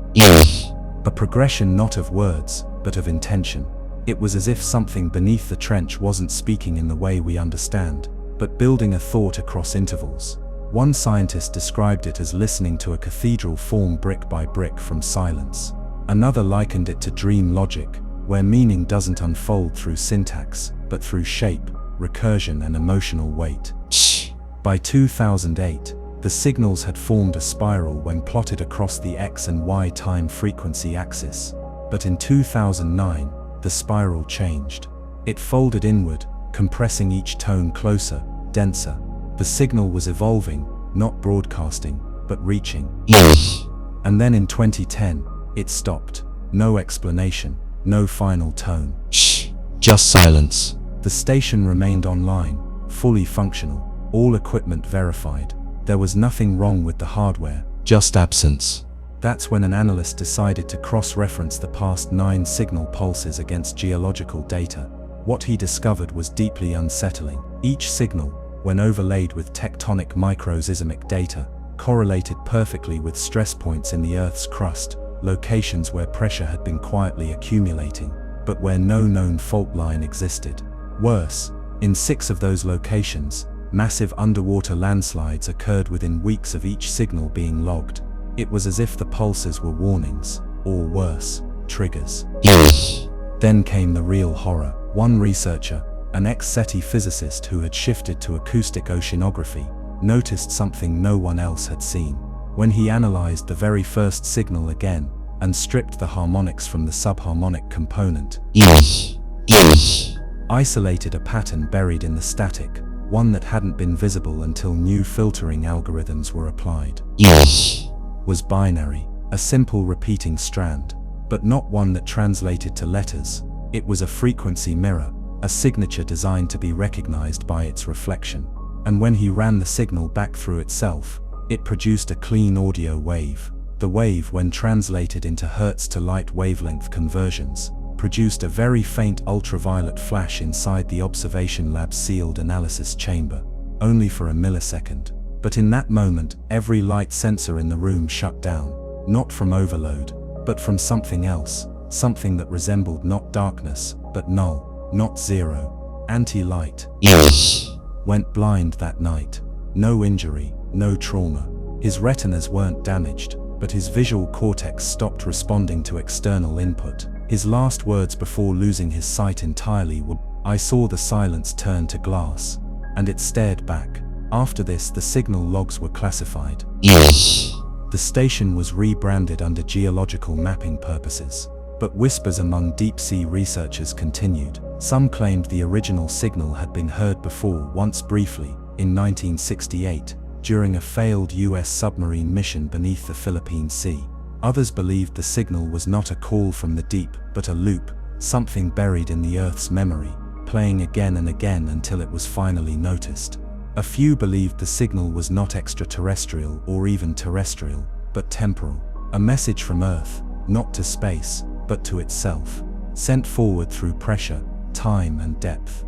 An echo from a future event so catastrophic it imprinted its warning backward into matter, into vibration, into the rhythm of the sea itself. The silence remains. But on the same day, every year, small shifts in magnetic alignment can still be measured in that part of the ocean.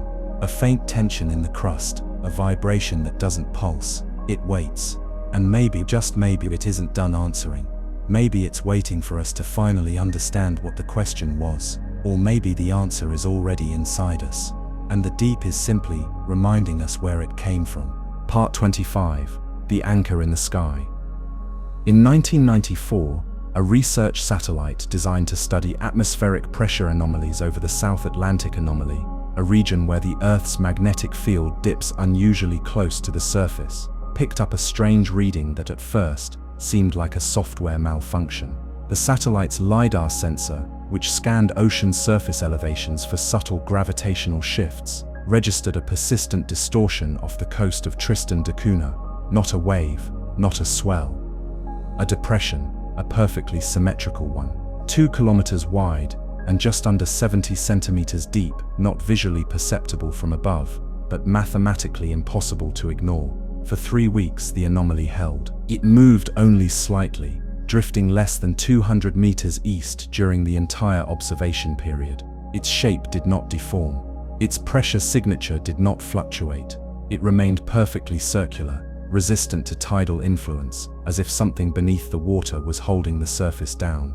A team from the UK Hydrographic Office dispatched a vessel to investigate, equipped with high-sensitivity altimeters and magnetic sensors. Upon arrival, the depression was still present, but sensors encountered interference, magnetometers became erratic, compass needles jittered even while stationary, and a low-frequency vibration passed through the ship's hull like a constant, distant hum. It wasn't engine resonance. It was coming from the water. They dropped a sonar buoy into the center of the depression. It sank to 200 meters and stopped, not at the seafloor, but suspended mid-water, as though held in place by a field of pressure that didn't originate from gravity, but from something else. A neutral buoyancy zone, unnaturally stable, not matching the local thermocline or salinity patterns. The water itself was denser in the center, as if something unseen was pressing outward from the inside, just enough to hold the ocean back. The sonar ping returned an image no one could explain. It looked like a structure, a vertical spike extending from the depths straight up toward the surface, not moving, not drifting, stationary. Between 600 and 800 meters tall, tapering as it rose, like the spire of a cathedral turned upside down. Smooth edges, no roughness, no coral. A perfect vertical blade embedded in water. The strangest part, it wasn't solid, not in the traditional sense. The ping pattern showed that the object allowed some of the sound to pass through it, but not all. It wasn't stone or metal. It wasn't alive. It was something else, something in between. One researcher suggested it was a form of condensed mass held in stasis, what he called anchored inertia. Something too heavy to rise, too stable to fall. A weight not in space, but in time. A sort of temporal pin, fastening something beyond human perception to a fixed point in the ocean. He theorized that the object wasn't meant to be seen, that its visibility was a side effect of magnetic decay in the region, that the South Atlantic anomaly had let something leak through. 2 days later, the depression vanished. The sea surface returned to normal. The buoy was pulled from the water, intact but magnetized. The tape inside the buoy's sonar recorder was found warped, stretched in a non-uniform pattern, as if something had pulled at the physical material from the inside, altering not just the data but the medium itself. When played back, the audio sounded like a long, continuous moan, too low for human ears but unmistakably structured. It didn't fluctuate like machinery or whales. It rose steadily for 2 minutes, then fell again, ending in a sudden piercing chime that caused the lab speakers to short out. It was the only sound ever recorded from the anomaly. Within the following year, multiple satellites began detecting micro-variations in sea level across the globe, each lasting under an hour, appearing in seemingly random locations. But when mapped on a 3D sphere, every single one of them aligned to a precise pattern. A spiral wrapped around the Earth, each node perfectly spaced, like pegs in a globe-sized tuning fork. The anomaly at Tristan da Cunha was the first. The tip of the spiral, the beginning of whatever had been pinned. One theorist proposed the unthinkable, that what the satellite had seen wasn't a depression on the surface, but the anchor point of a descending structure, not built by us, not even for us, but a mechanism, a lock, or perhaps a tether, one end beneath the sea, the other in a space we can't reach. Not yet. He called it the anchor in the sky, not because it pulled from above, but because it held something back, something that wants to rise. And what happens when that tether breaks? We don't know what it's anchoring, we don't know when it was placed, but every year since 1994, the data shows the same trend. The pressure at that point is weakening. By nanometers, by microns, but weakening.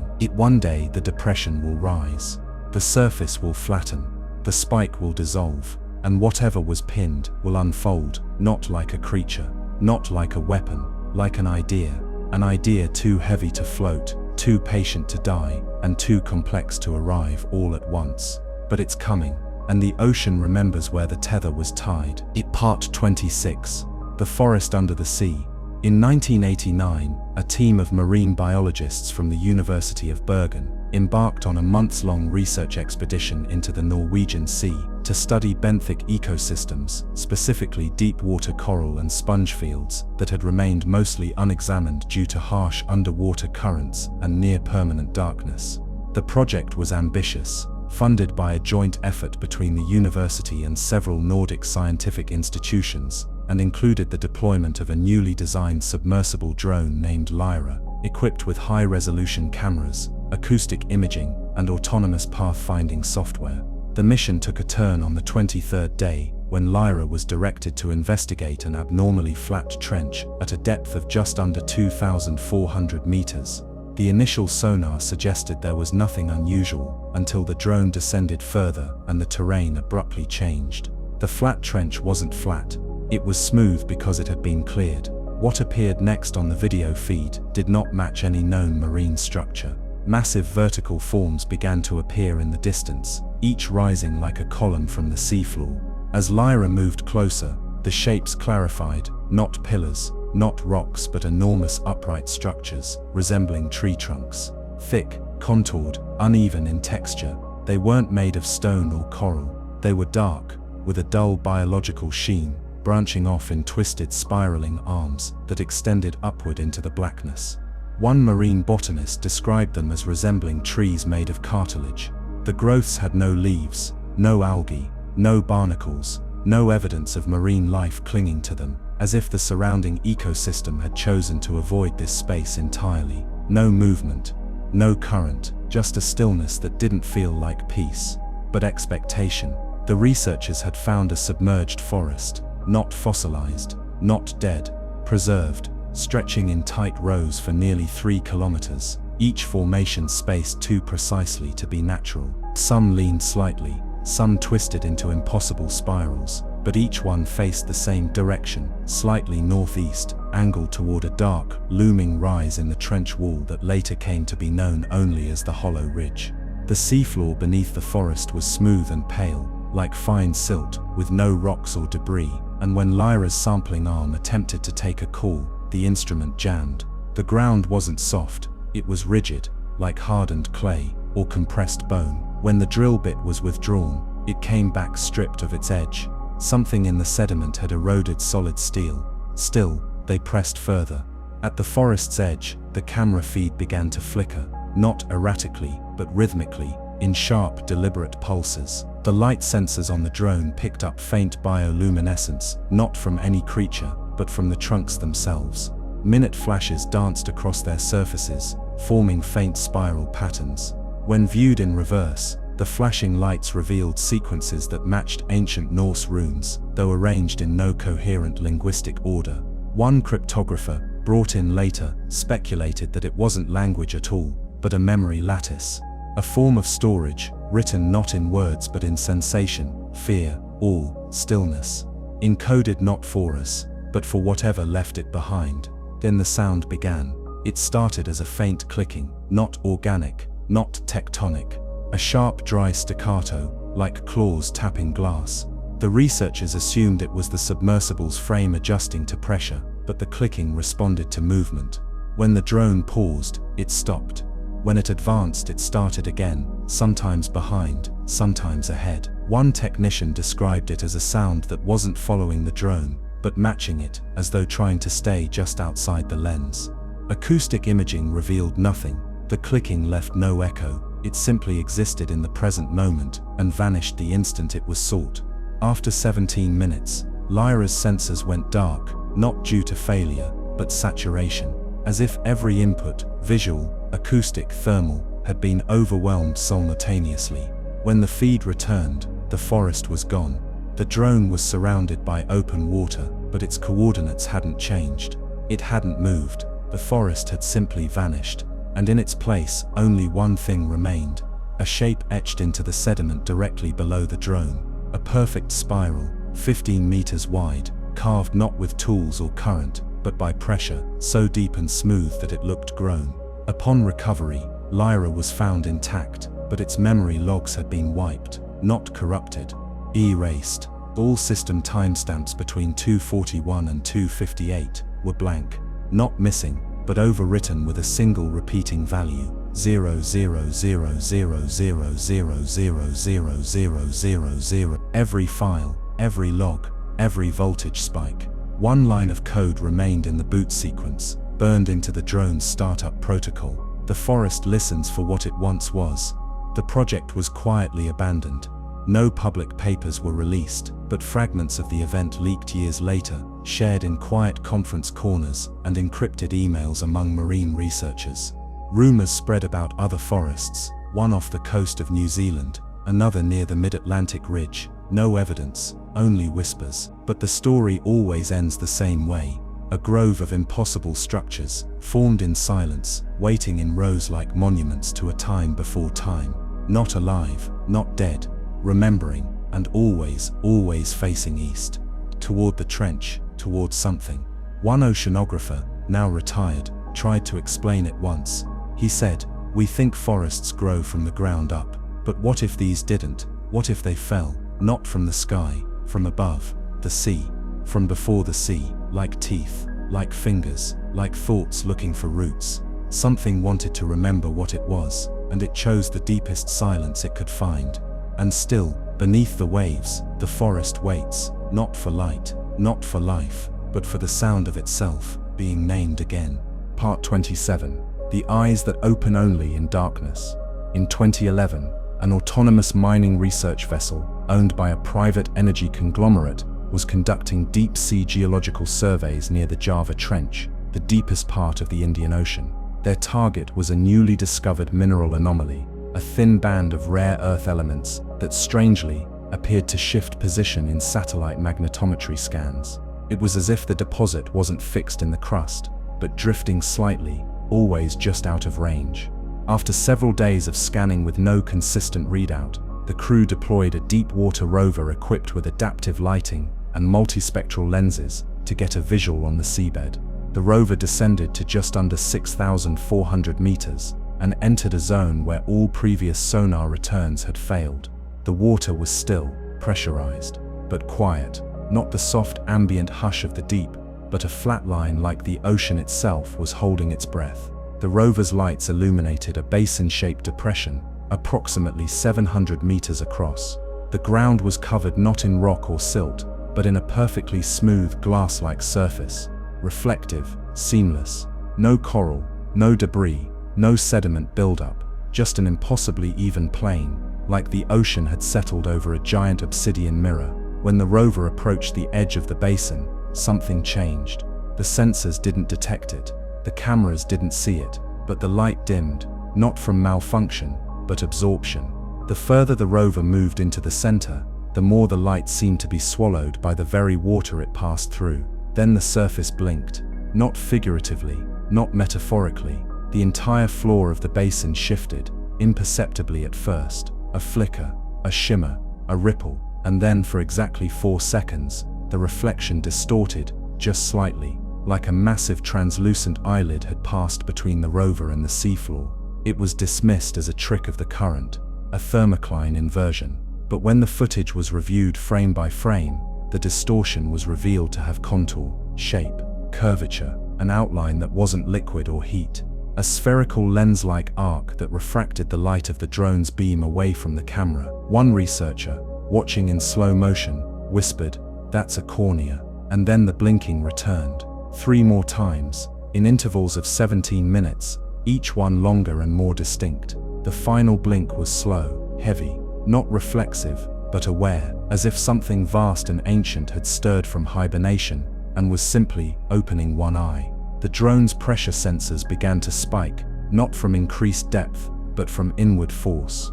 It was as if the water around the rover was being pulled in from all directions, squeezed not by gravity, but by focus. Then came the audio. The drone's hydrophones picked up a low-frequency signal, so deep it barely registered on the equipment. At first it sounded like a tremor, but it had rhythm, a slow throbbing cadence like a heartbeat, layered with soft clicks and dragging pulses that didn't match any known cetacean or geological pattern. The beat grew louder, not in amplitude, but presence, like something wasn't making sound, but allowing silence to be replaced. Then a pattern formed. The pulses weren't random.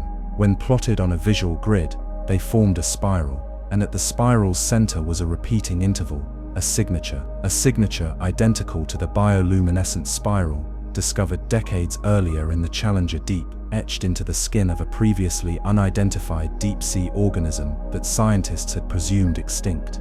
That organism, found in a decaying state in 1977, had a single massive eye, collapsed, colorless, dead. Now the spiral had returned, alive.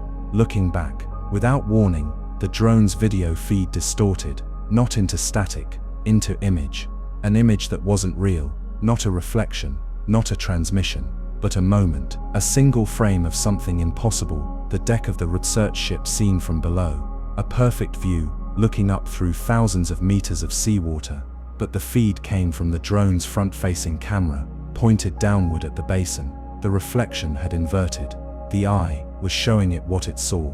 The feed snapped off. The drone was never recovered. After the incident, every member of the crew aboard the research ship experienced the same recurring dream for 9 nights. In the dream they were submerged, but not drowning, suspended in water so clear it felt like air. All around them, black glassy walls shimmered with the faint outlines of faces. Not human, not fully formed, just the suggestion of observation.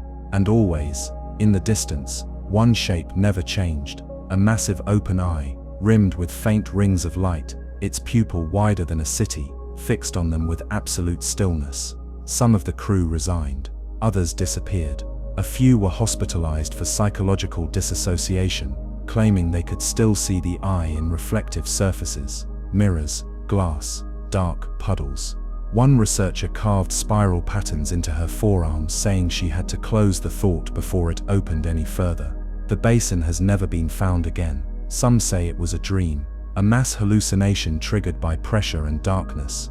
But the satellite that first detected the mineral anomaly still returns one strange piece of data every year, at the exact same coordinates, on the same date, at the same time. For just under 1 second, the light reflecting off the water surface shifts away from the satellite, like something beneath the waves is opening again. Not to signal, not to communicate, just to watch, because deep in the trenches where no sun can reach, something doesn't need light to see. It remembers shape. It remembers sound, and above all it remembers being seen just once, and now waits for the moment it's seen again. Not by accident, not by machine, but by us. And when that happens, it will not blink, because eyes that old do not close. They wait. Part 28. The seafloor that sang before it split.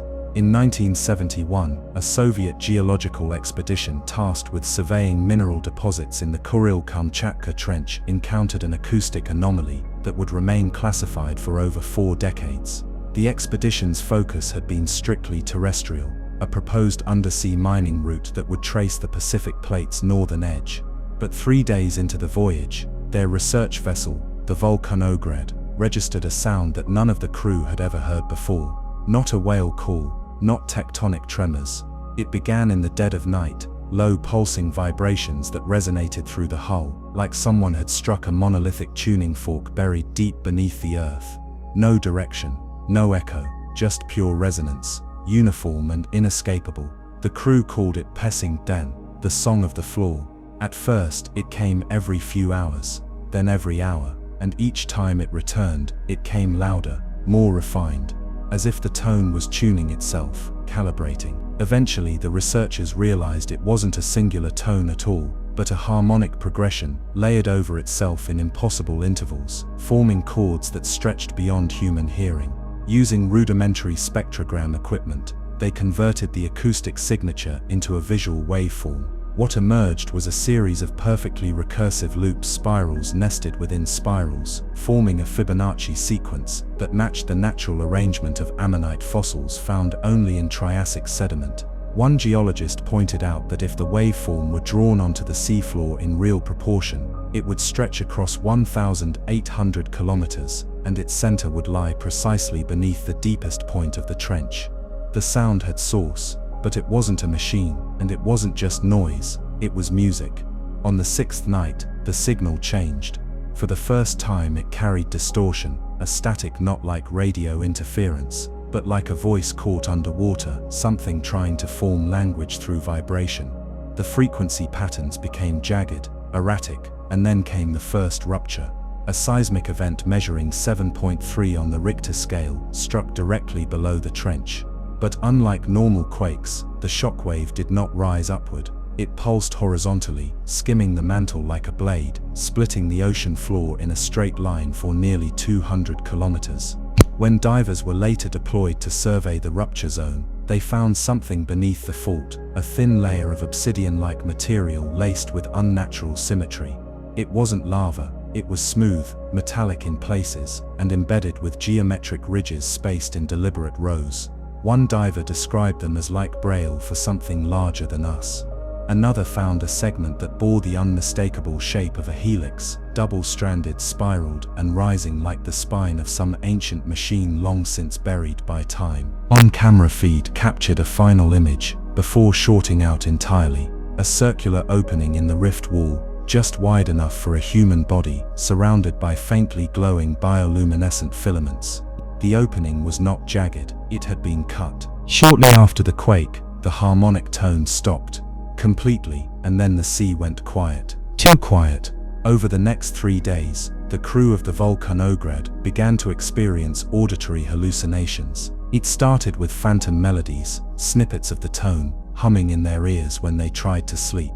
Then came language, whispered phrases, but always in the listener's own voice, describing things they'd never said. I remember the first rhythm, one of the scientists reported hearing, but it's not mine anymore. A technician wrote pages of notes in his sleep, describing mechanical forms rotating in silence, suspended in water like organs inside a steel lung. He drew maps of a city no one had ever seen, a city that pulsed in time with the trench. The crew was pulled after 8 days. Half were deemed unfit for further deployment. The mission was scrubbed, all seismic data sealed, but one fragment made it out, a 15-minute reel of audio from the final harmonic event. Years later, an acoustic engineer fed the clip through a deep harmonic oscillator and amplified it by a factor of 100,000. What he found were not natural harmonics, but discrete tones layered on top of one another with mathematical intent. A chord, then another, then a full 12-tone progression. It was, unmistakably, a scale. The ocean floor had sung its own opening overture. A composer without breath, a memory without time. Some believe the sound was an artifact of the earth, a geological fluke, but others believe it was a warning, not to us, but to itself, that the earth had remembered something buried deep within it, a system older than the crust, a mechanism left behind, or perhaps grown from below, programmed to wake only when the weight of water above had pressed it to consciousness. One speculative paper, quickly buried, suggested that the harmonic sequence was a signal to release pressure in preparation for something rising. Not a creature, not a city, a key, that the rift was not an accident. It was the first crack in a vault, and the song was not a greeting, it was a goodbye, because what had been locked away beneath the trench was no longer dormant. And now, in absolute silence, it waits for the next note, not to be played, but to be heard. Part 29. The Chamber That Never Drains. In 2004, a deep salvage team operating in the Gulf of Mexico on behalf of a major oil conglomerate stumbled upon what was initially assumed to be an unusually large subsea cavern system. Their sonar scans had picked up a void beneath the seafloor at roughly 1,300 meters depth, a chamber so vast and so acoustically irregular that the initial readouts came back corrupted, distorted by multiple overlapping echoes. The formation appeared to be spherical, over a kilometer wide, with a thin crust of sediment above it, no thicker than 5 meters. The anomaly was filed for further geological study, and in typical corporate fashion, largely ignored in favor of more profitable drilling routes. But the lead surveyor, a veteran hydrographer named Daniel Kraus, couldn't let it go. Something about the shape haunted him. The sonar had described not just a hollow, but a perfectly smooth hollow, its internal surface reflecting signals, as if it were lined with glass. And more importantly, the void didn't behave like a cavern. It didn't echo correctly. Intrigued, Kraus assembled a small off-the-books expedition, funded through an academic grant. The goal was simple: lower a probe through the soft sediment ceiling and collect data from inside the anomaly. What they found was something no one could explain. The probe passed through the seabed like butter, encountering no rock, no pressure differential, no resistance. And then, nothing. The descent halted as if the device had entered a weightless environment. The onboard lights illuminated a featureless interior, pitch black, yet oddly reflective, as though the chamber walls were coated in liquid obsidian. But what stunned the crew most was the return signal. The pressure inside the void did not match expectations. In fact, it didn't match the ocean at all. The pressure reading was near zero, as if the chamber were not undersea, but in a vacuum. The team initially assumed a malfunction, but when they retracted the probe, they discovered something that broke every known physical law. The probe was dry. Despite being submerged in ocean water and pushed through the mud, the instrument came back completely clean. No water clung to its surface, not a single drop, like it had passed through a threshold that rejected moisture. Something below was pushing the sea away, not chemically, not thermally, intentionally. Over the next 48 hours, they tried again and again, deeper each time. And each time the same result: the deeper the probe went, the drier it became. One sample came back with microabrasions on the casing, thin, spiral scratches that had not been present before descent. The scratches formed patterns, repeated every few millimeters, like grooves in a vinyl record. They translated to no language, but when scanned with an optical sensor and converted to sound via image to audio mapping, The grooves produced a repeating waveform that sounded like water dripping into a deep well, except the frequency of the drip accelerated over time. One drop, then two, then four, then thousands. But the chamber held no water. Then came the camera feed. On the sixth descent, a modified probe was equipped with a gyroscopic lens to pan as it descended into the black. At first, all was featureless. Reflective darkness. Then, around the 400-meter mark, faint shapes appeared, indentations. Not random, not organic. The walls of the void were covered in recesses, perfectly round, like sockets, or more precisely, impressions, as if something round and smooth had once rested there. Thousands of them, some as large as a car, others barely wider than a human skull. Every wall was lined with these cavities, and each one was empty, until they weren't. At 620 meters, the probe passed by one of the recesses, and something opened. A thin film shimmered into visibility for less than a second.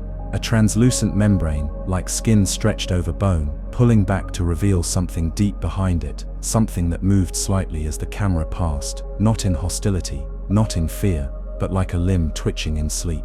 The footage was immediately corrupted. The signal returned, but the feed had rewound itself to 10 minutes earlier. It was as if the chamber had rejected the image, or worse, looped it, refusing to let it move forward. When they attempted to retrieve the probe, the winch jammed. For 26 minutes, the cable wouldn't budge. Then, without warning, it slackened. The probe returned, again bone dry. But this time, the internal clocks were off. By exactly 9 minutes and 41 seconds. Not fast, not slow, shifted. When cross-referenced with ship logs, the team discovered something terrifying. At the exact moment, the probe had stopped moving. Every watch on board the research vessel had ticked forward, only by a second. Only once. But the shift had happened simultaneously. Every digital clock, every analog dial, even a mechanical stopwatch that hadn't been wound, ticked at the same time. No one noticed until they checked the footage. Something inside the chamber had touched time. The project was immediately shut down, data scrubbed. The chamber sealed over by a controlled detonation to collapse the sediment roof. But some of the crew didn't forget. One diver who assisted with the final mapping process disappeared 6 months later, leaving behind only a single recorded voicemail on a colleague's phone. His voice was barely a whisper. It's not a chamber, it's a cradle, and what it held, it's not gone, it's remembering. Every time we lower something into it, it doesn't receive. It remembers the shape, and it tries to grow it back. Some say the cradle beneath the gulf still exists. Others believe it was one of many. Chambers not of air, or stone, or water, but memory. Places where the earth recorded not sound or image, but presence. And if it ever finishes remembering what used to lie within those empty sockets, it may not drain the ocean, it may simply rise to meet it. Part 30. The diver who descended too long. In 1997, a private French diving expedition set out to explore a narrow undersea canyon off the coast of Algeria, known locally as La Gorge du Silence. It was not an officially mapped region of the Mediterranean. The locals knew it only through whispers, fishermen who spoke of nets going slack and boats whose hulls vibrated without warning when drifting too close. There were stories of whispers in the fog, of lights seen deep below the water on windless nights, and of tides that moved without moon or storm. These tales were enough to discourage most, but not Paul Moreau, a former naval diver turned freelance explorer obsessed with underwater acoustic phenomena. With minimal funding and little oversight, he and a small crew assembled a descent team to chart the gorge using high-frequency sonar, low-light cameras, and for the first time, a prototype atmospheric dive suit capable of withstanding depths beyond 400 meters. The first 2 days of diving were uneventful. The canyon's mouth was steep and unusually smooth, almost polished, with very little marine life. The walls did not echo. Sound dissipated into the stone like cloth into sand. On the third day, Moreau suited up and descended alone for a full duration test of the dive suit. It had a hard shell, a closed oxygen loop, and redundant signal relays meant to stream live audio and video back to the surface vessel. His goal was simple: descend to 530 meters, record terrain features, collect a core sample, and return. He began his descent at 9:46. Communications were clear for the first hour. Then just before reaching 500 meters, the feed changed. The audio became heavy, thick. The words distorted not through static, but delay. Each sentence Paul spoke took longer and longer to reach the ship, until, at 517 meters, his voice arrived 20 seconds after he'd spoken it. The ship's crew confirmed there was no latency in their equipment. It wasn't bandwidth. It was something else. Like the sound itself was traveling through something thicker than water.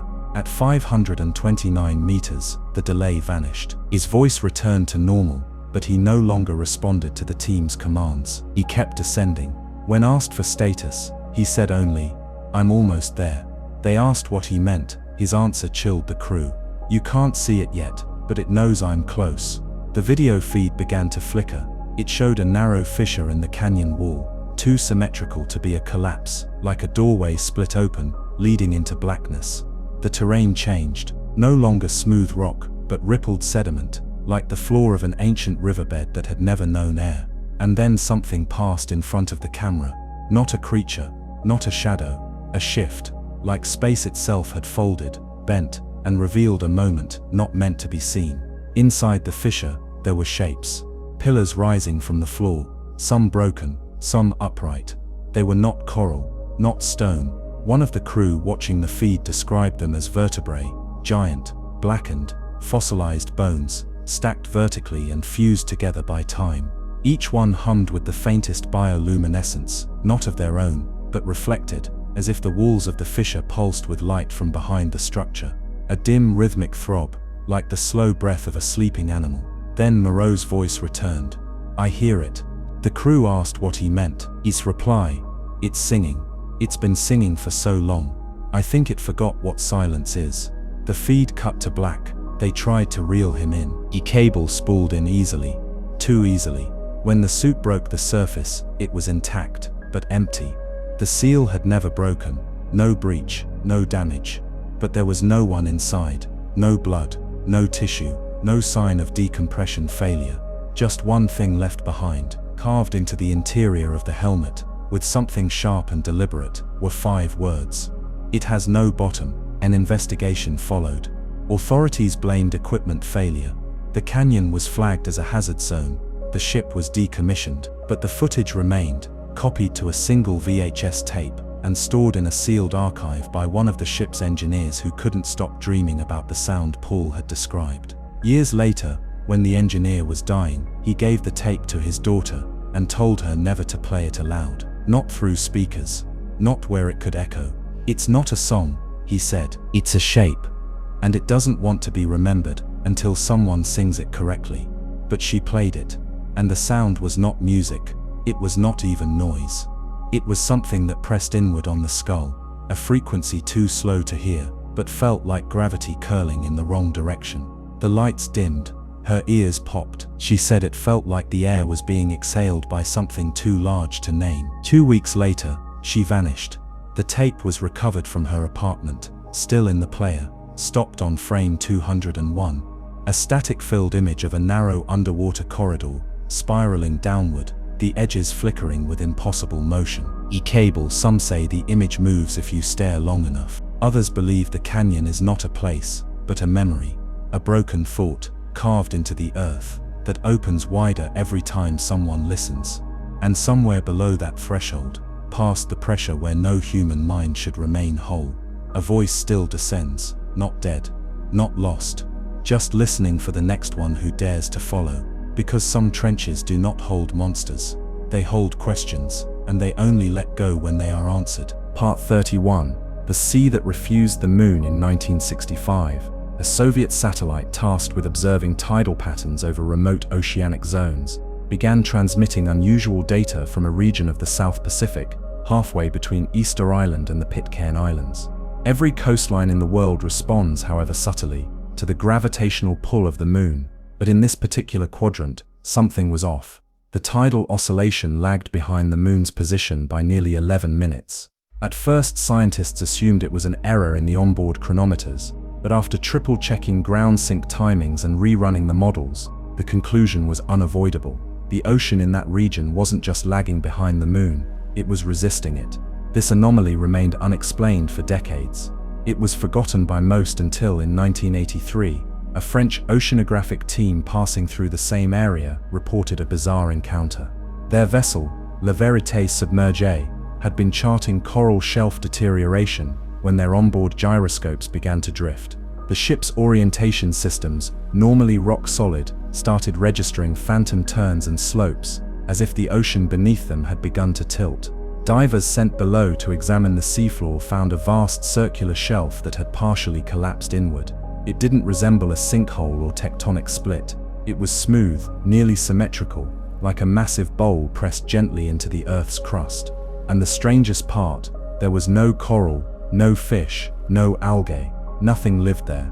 The divers reported an uncanny sense of vertigo, even while motionless in the water, as if the space itself was leaning away from gravity. In the days that followed, the moon phase reached full, yet the tides around the ship did not rise. Instead, the water turned perfectly calm, unnaturally so. There were no waves, no ripples, no wind. The crew described the ocean as looking laminated, like a sheet of glass held taut by something beneath it.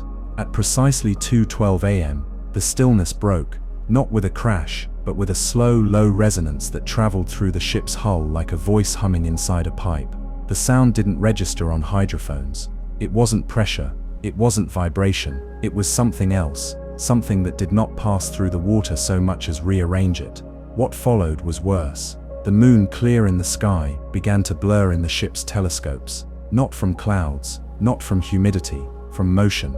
It was warping, as if seen through a moving lens. Then came the pulses, concentric rings of disturbance in the ocean, spreading outward from the shelf as if something deep beneath had opened an eye and slowly blinked upward. Within minutes, 2 crew members began to suffer nosebleeds. Another collapsed from a sudden seizure. He awoke whispering a phrase that no one recognized. "It's still refusing the pull, it knows how to hold."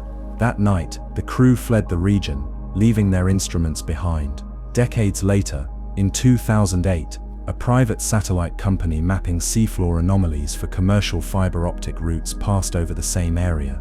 Their LiDAR system detected something impossible: a massive circular ridge nearly 2 kilometers across, centered precisely in the region the French crew had fled. The ridge was not geological. It had no fault line, no collapse zone. It was made of repeating concentric lines etched into the crust like grooves on an ancient vinyl, each ring separated by exactly 91.2 meters, following no known sedimentary or tectonic pattern. When digitally mapped and run through a sound conversion algorithm, the grooves produced a sequence of frequencies spaced too precisely to be chance. The sequence did not repeat, but it rose, not in volume, in tone, higher, sharper, until after nearly 15 minutes of simulated playback, the frequency surpassed the limits of human hearing. When continued into ultrasonic space, the waveform flattened, then inverted. The final frequencies played backward created a perfect visual of the moon's orbital path, but with one twist: the orbit did not circle Earth, it hovered above the trench. It was then that one physicist proposed the unthinkable. What if this section of the ocean had once had a satellite of its own? Not a moon like ours, but a mass, an object, something anchored by sound instead of gravity. Something whose influence had been etched into the Earth itself, and when it left escaped, was taken, or sank. The sea remembered, and began to resist being pulled again. Not out of instinct, out of grief. We still map that trench today. It has a name among naval cartographers now, marked simply as Zone Mirror 7. But among a quiet circle of oceanographers, it's called something else. The sea that refused the moon, because every time the tide passes, every time the planet swells toward its luminous twin, that place stays still, not because it can't move, but because it won't. As if the sea in that one sacred place remembers when it had something of its own to orbit, and now watches the sky not with longing, but with defiance. Part 32. The thing that waits in the thermocline. In 1990, a deep-sea subthermal monitoring experiment was conducted off the coast of Western Australia as part of a global effort to better understand the thermocline, the layer of ocean water where temperature drops rapidly with depth. The research vessel, Marlin Crest, deployed a vertical array of thermal and acoustic sensors meant to monitor fluctuations in ocean temperature across time, especially in regions where anomalies had been previously noted. Most of the world's oceans follow predictable patterns in this regard. But in this location, roughly 300 kilometers west of Shark Bay, the data quickly began to diverge. Temperature readings were off, not by much, only a few tenths of a degree, but the pattern of variation made no sense. The thermocline, instead of forming a smooth curve as expected, formed a jagged, moving wave that pulsed once every 14 minutes, like something was shifting its shape just beneath the threshold. For 72 hours, the sensors recorded this pattern in complete silence. No unusual seismic activity, no storms, no ships within range. Then at 3:17 a.m. on the fourth day, the entire array went dead. At first it was assumed the cable had snapped, but when divers descended to recover the hardware, they found the array intact, suspended in place, gently swaying, despite there being no current. The water was unnaturally still. Worse, the equipment showed no signs of malfunction. The batteries were charged, the cables undamaged, yet every sensor was blank, not frozen, wiped, like the ocean itself had decided to forget what it had seen. Still, the team redeployed. They lowered new sensors, this time including passive hydrophones, low-frequency sonar, and bioacoustic microphones. They wanted to listen, not just measure. What came back was something that would haunt the archive technician who reviewed it. For 8 hours, the microphones picked up only silence. Then, at exactly 14 minutes past the hour, a low-frequency gasp echoed through the water. Not a bubble, not a whale, something immense, distant and shaped like a breath being drawn in. The technician isolated the frequency and looped it. The breath was structured, layered. It wasn't just sound, it was rhythm, pulsing with a regularity that matched the wave pattern from the thermocline anomaly. It was breathing. Something beneath that layer of cold water was breathing in time with the ocean itself. Attempts to triangulate the sound failed. Each hydrophone reported the same thing. The source was coming from directly below, at a depth greater than any of them could verify. But when a submersible was dispatched to descend beyond the thermocline, it encountered a sudden and total blackout. Light, sound, telemetry, all ceased. And then the sub's compass began to spin. Not slowly, violently, as if magnetism itself had come unmoored. The pilot, fearing implosion, began an emergency ascent, only for the vehicle to stall in place at 500 meters. No controls responded. The ocean refused to give it back. 7 minutes later, the systems returned. The sub broke the surface with no mechanical faults. The pilot was fine, shaken, but conscious. But when asked what happened down there, he gave only one answer. I didn't stop rising. I started sinking slower. Something was beneath me, like a shelf of thought. Like it knew I was above it. He was removed from service. The mission cancelled, but the data was kept. And over the following years, researchers quietly shared it with other teams, hoping someone could explain it. In 2003, a Russian vessel passing through the same zone picked up the identical thermal pattern, and when they lowered their own sensors, they recorded what they called the heart line, a rhythmic fluctuation in temperature, pressure, and salinity that pulsed across every measurable spectrum, like the echo of something asleep at a depth beyond physics. But what terrified them most was its pause. For 3 full hours, the signal stopped. Every variable returned to normal. The sea felt dead.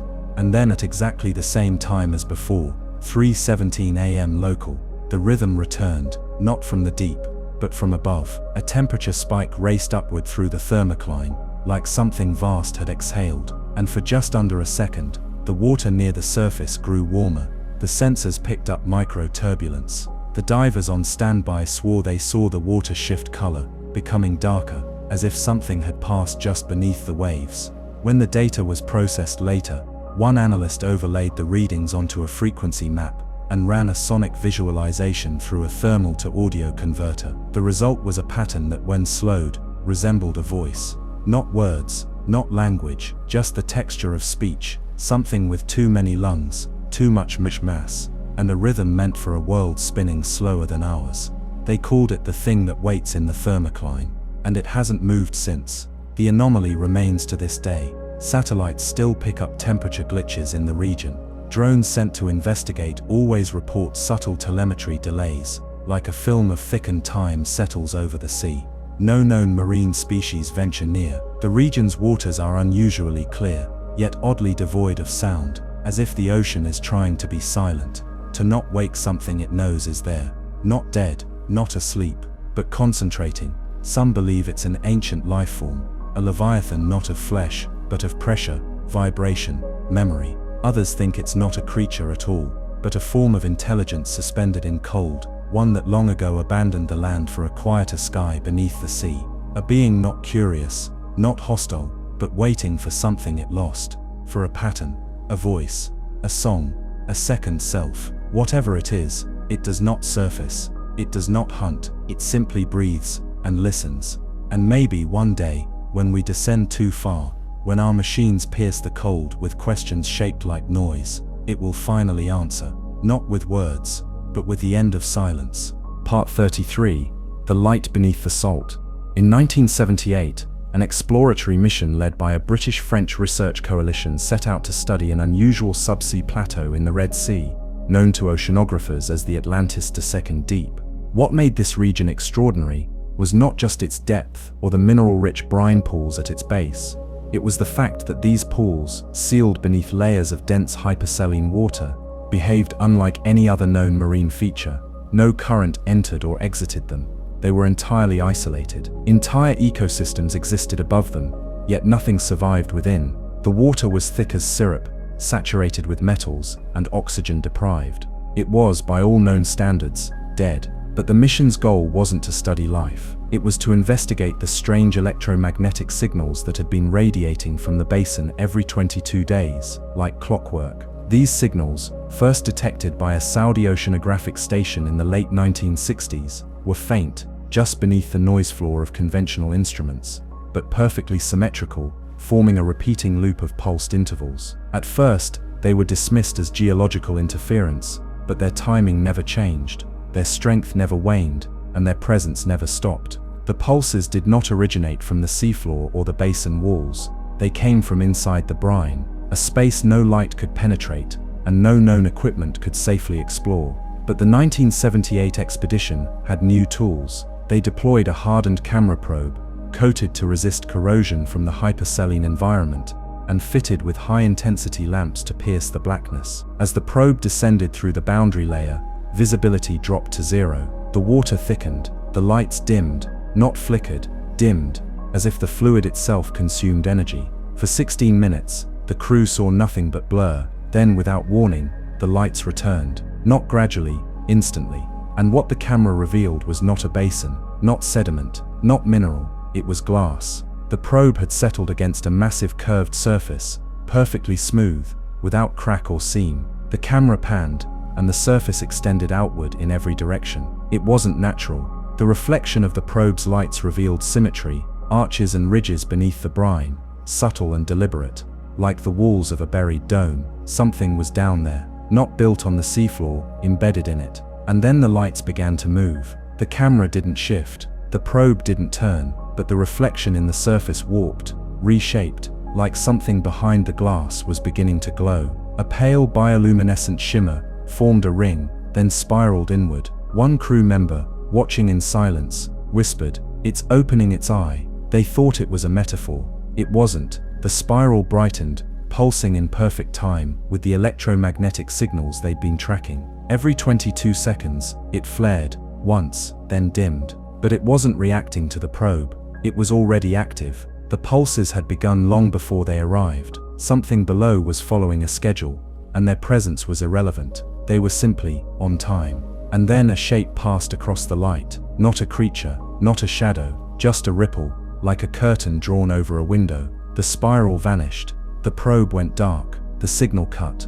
The winch reported no tension, like the weight had vanished. When the probe was reeled in, the cable emerged clean, untouched, no corrosion, no drag, as if it had been lowered into air. There was no explanation. The crew returned in silence. The footage was sealed. The official report said light refraction through stratified saline layers and closed the file, but the technician who handled the signal data made a copy. In 1992, she shared it with an independent researcher in Germany. Together they ran the 22-day pulse through a frequency mapper, converting the electromagnetic bursts into a spectrograph. What they found defied logic. The pattern wasn't random. It was music, but not human. It followed scales too complex to be composed, with intervals spaced in golden radios and recursive harmonics. It sounded like bells underwater, like chimes shaking in a storm beneath miles of silence. When played through speakers, the sound caused faint vibrations in the floor, measurable, though barely perceptible. But when they increased the volume,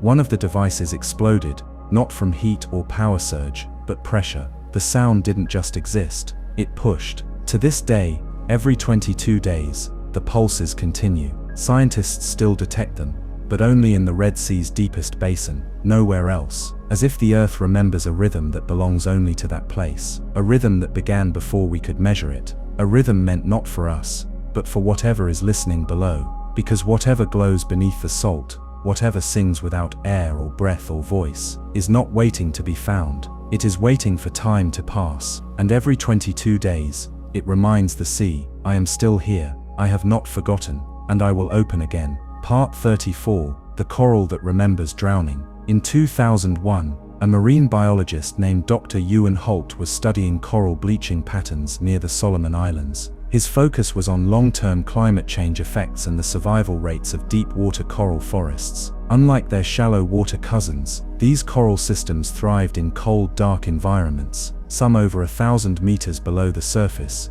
forming silent cathedrals of calcified life. They were ancient, thousands of years old, and their skeletal structures preserved layers of ocean history. Chemical signatures, isotopic records, even seismic disturbances could be read through them like rings in a tree. But the samples he pulled from one particular reef didn't just show environmental data, they showed events that shouldn't have happened. The reef, unofficially dubbed the Hollow Crown, was an unusually dense spiral of coral formations clustered in a perfect ring, over 400 meters wide, with nothing at its center but black sand. Holt assumed the pattern was coincidental. Coral often grew around nutrient flows, and the spiral might have been caused by slow-moving current eddies. But when he studied the core samples, the truth was far stranger. In each piece of coral, there was a layer rich in vanadium and nickel that appeared not once, but 6 times, identical, evenly spaced, approximately 2,400 years apart. These layers weren't consistent with volcanic ash,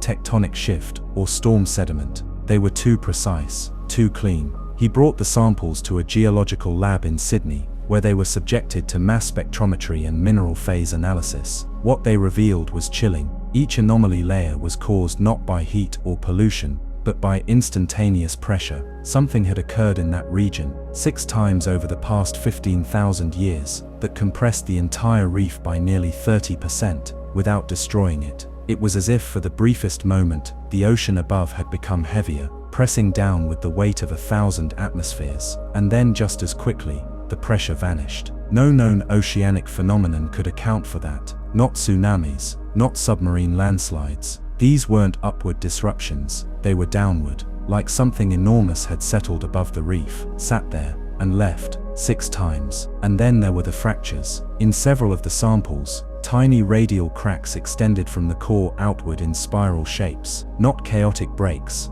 but uniform, curving inwards toward a center that didn't exist. Dr. Holt called them drowning spirals, though he couldn't say why. The term came to him in a dream. In that dream, he was standing on the reef, and the ocean wasn't above him, but around him, pressing inward from every direction, like the sea had curled itself into a knot and made a room of water. In the dream, he wasn't alone. The coral was humming, not vibrating, not singing, but humming with the pressure of memory. And something in the middle of the spiral was listening. When he returned to the site to investigate the reef center, the team lowered a high-resolution scanner into the black sand pit at the center of the spiral. The sand, despite being loose, didn't shift. It sat dense, compacted, and when the scanner pushed deeper, it struck something solid. Not rock, not metal, something interlocking, like teeth or vertebrae. Only the upper portion was visible, but the shape was unmistakable. A ring of carved calcified structures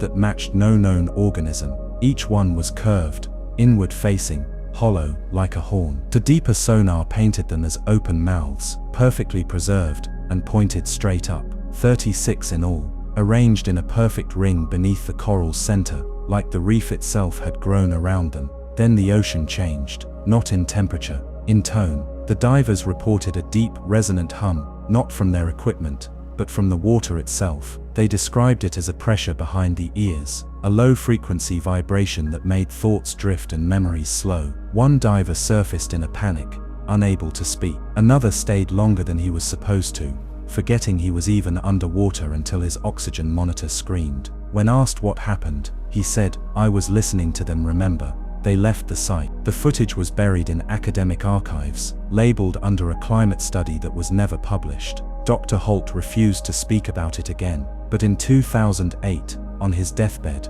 he left a letter. In it he wrote, "The coral is not reacting, it's not a victim, it's a monument. Every bleaching, every break, every regrowth, it's part of a cycle, a memory being carved again and again until it remembers not what happened, but how it felt, the pressure, the presence. Whatever rested above it, 6 times through history, didn't just touch the reef, it made the reef witness it. And now the coral can't forget. It's trying to tell us, trying to show us what the sea endured." Since then, 6 similar spiral reefs have been found. All show the same pressure patterns. All have centers that remain unexplored. Some say they are entrances. Others believe they are mirrors, oceanic memories, carved into the world by something too large to name, replaying itself again and again beneath the waves. And in their center, something waits to return, not to be seen, not to rise, but to settle once more, and let the sea remember drowning again.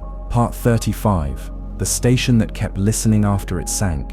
In 1986, the United States Navy constructed a secret underwater listening station, 320 nautical miles off the southern coast of Greenland, codenamed Sable Mirror. Ostensibly, the installation was meant to monitor Soviet submarine traffic through the North Atlantic using passive sonar arrays embedded deep into the oceanic crust. But internally, Sable Mirror had another purpose, one few in the military ever learned about. It was built atop an uncharted subduction anomaly, where underwater acoustic signals regularly appeared with no identifiable source. These signals were not random noise, they came in pairs, high-frequency clicks, followed by low spiraling pulses, sometimes repeating for hours at a time. Analysts noted they followed no biological profile, no seismic trend, and strangely, no natural Doppler effect. It was as if the source wasn't moving through water at all, but pulsing from inside something deeper than water itself. The array had 12 underwater microphones spaced evenly around a central pod, each embedded nearly 100 feet into the seabed. They could hear a blue whale hundreds of miles away. They could hear ice cracking in the Arctic shelf. And on March 4th, 1987, they heard something they weren't supposed to. At exactly 4:12 a.m. GMT, all 12 hydrophones picked up the same sound at the same time, a sudden spike, sharp as a blade through silk. It wasn't loud, it wasn't violent, it was precise, like the edge of silence had been sliced away to reveal a space underneath. The signal contained a subharmonic pulse, barely within human hearing range, that repeated every 19.7 seconds. Analysts looped it, ran it through filters, accelerated and slowed it, but nothing made it recognizable. Then someone slowed it to 0.05 speed and inverted the waveform. The result was terrifying. A voice, not in English, not in any human language, but a voice nonetheless, wet, rasping, filled with layers, like a throat trying to form words while submerged in something far denser than air. A linguist brought in to analyze the pattern described it as a recursive phonetic structure, imitating language without achieving it. In other words, it wasn't speaking to us, it was practicing. 7 days later, the station flooded. There was no earthquake, no pressure breach, no equipment failure. The command pod simply filled, not explosively, but methodically, each chamber losing pressure in sequence, as if something had opened a series of invisible valves. The emergency crew evacuated, and the station sank into the trench. Contact was lost. The Navy closed the site, but the signals didn't stop. In 1991, a classified acoustic satellite codenamed Thornson picked up a new series of underwater pulses, identical in rhythm to the 1987 signal. They came from the same coordinates. But Sable Mirror was 4,800 meters beneath the surface by then, long buried in the sediment. It should have been silent, and yet the station was responding. A recovery operation was proposed but never approved. Too deep, too unstable. But a civilian marine biologist working out of Iceland, Dr. Ricky Halvorsen, intercepted the unencrypted remnants of the acoustic files through a shared research database. She began a private analysis, unaware of their source. And then 6 months into her study, she reported something no one expected. The pulse patterns were evolving. Each week, the waveform changed slightly. The pitch rose, the spaces between beats grew narrower, and more disturbingly, the subharmonic voice began gaining structure. At first it was nonsense, a looping churn of consonant-like patterns, but by 1993, a single word formed, one word, clear and undeniable, buried in the signal's lowest frequencies. Again, that same year, an autonomous submersible conducting unrelated geological scans passed within 40 kilometers of the site. For 7 full minutes, the sub's sensors stopped recording. No data, no error, just absence. Then, without warning, the systems restarted. But the timestamp was off by 4 days. The video feed captured only darkness during that gap, except for one frame, corrupted almost entirely by static, that showed a blurry red light hovering in the pitch black. The light did not flicker. It stared. The Navy has never confirmed whether Sable Mirror was recovered, but some believe it wasn't destroyed at all. They say it was opened. That something beneath the seafloor didn't want to crush it or silence it. It wanted to use it, to learn how to send something up. Not a message, not a warning. A reflection, because mirrors don't just show what's above, they show what's underneath. If you know how to listen long enough. And in the dark of the Atlantic Trench, in a station long drowned but never dead, something has learned to listen back. Something that knows we heard it, and now it keeps whispering, pulsing, rehearsing its voice in a language it almost understands. Because one day soon it won't just say again. It will say everything. Part 36. The black column that shouldn't cast a shadow. In 1999, a deep-sea exploration vessel called the Kandinsky was contracted by an international consortium to chart an unexplored segment of the South Sandwich Trench. Though most of the world focused its marine research on the more famous Mariana or Tonga trenches, this quieter, storm-racked stretch of the Southern Ocean had always carried an uneasy reputation among navigators. Radio signals behaved erratically there. Compass bearings drifted slightly even on clear days. Seismic readings from surrounding areas always returned with anomalous noise, the kind of subharmonic interference usually associated with malfunctioning equipment. And yet, every device used in the region remained in perfect working order once removed. It was as if the trench itself was hostile not to the machines, but to the act of measurement. Still, no data ever explained these quirks, and so the Kandinsky set off with a 12-person crew, state-of-the-art sonar, and a tethered submersible named Anselm equipped with high-resolution LiDAR and passive spectral mapping tools. The first 2 days of descent were uneventful. The trench was narrow, steep-walled and barren. No sign of volcanism, no unusual marine life. Then, at a depth of approximately 8,400 meters, the sonar returned an echo unlike anything recorded before, sharp, immediate and vertical. A perfect column, 32 meters wide and rising straight up from the abyssal plain, as if someone had carved a monolith from the earth itself and set it there before the ocean swallowed it. The sonar image showed no taper, no irregularity, no sediment buildup. Just a flawless vertical shaft of something harder than stone and colder than the water around it. Intrigued, the crew deployed Anselm to investigate. As it neared the formation, several things occurred simultaneously. The water temperature dropped 3 degrees Celsius within seconds. The ambient acoustic profile, the usual clicks, groans and low rumbles of deep-sea movement, went completely still. But most disturbing of all was the light. The trench was pitch black, as expected, but when Anselm's lights turned on, they cast shadows. This should have been normal, except that the shadows came from the wrong direction. The sub's forward beams hit the column, but the shadow fell toward the lights, not away. Even stranger, the shadow wasn't diffuse or blurry like it should have been in water. It was sharp, clean-edged, as if the space behind the column wasn't absorbing light, but redirecting it. The crew aboard the Kandinsky watched the live feed in stunned silence as the sub circled the object. The structure had no seams, no growths, no distinguishing features. Just a smooth black material that didn't reflect light, but seemed to remove it. The longer they stared, the more unsettling it became. Some reported headaches. Others said it felt like the image was pushing back, as though their eyes weren't just watching it, but being watched in return. One technician muttered, "It's not an object, it's a direction." When questioned, he couldn't explain what he meant. That night, the signal from Ansong began to distort. At first it was only minor, tiny digital glitches in the video feed, subtle compression artifacts. But then came the sound. The sub wasn't equipped with microphones, but audio started leaking into the video stream anyway. Low vibrations, rhythmic and slow, like something massive was breathing behind the signal itself. One engineer attempted to isolate the frequency, only to discover that it didn't exist in any measurable way.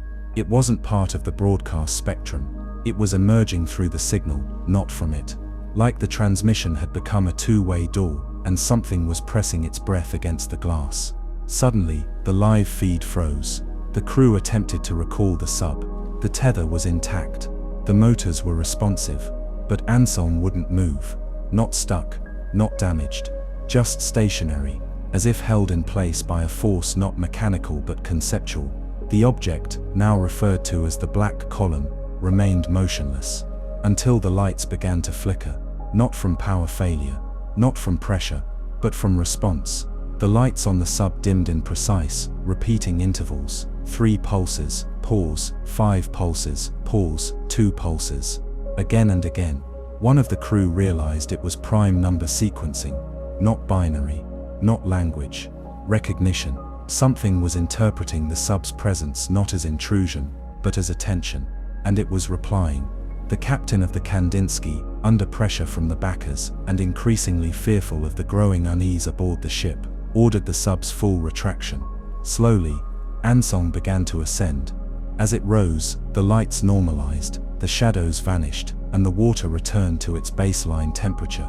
But when the sub broke the surface and was recovered, it became clear that something had changed.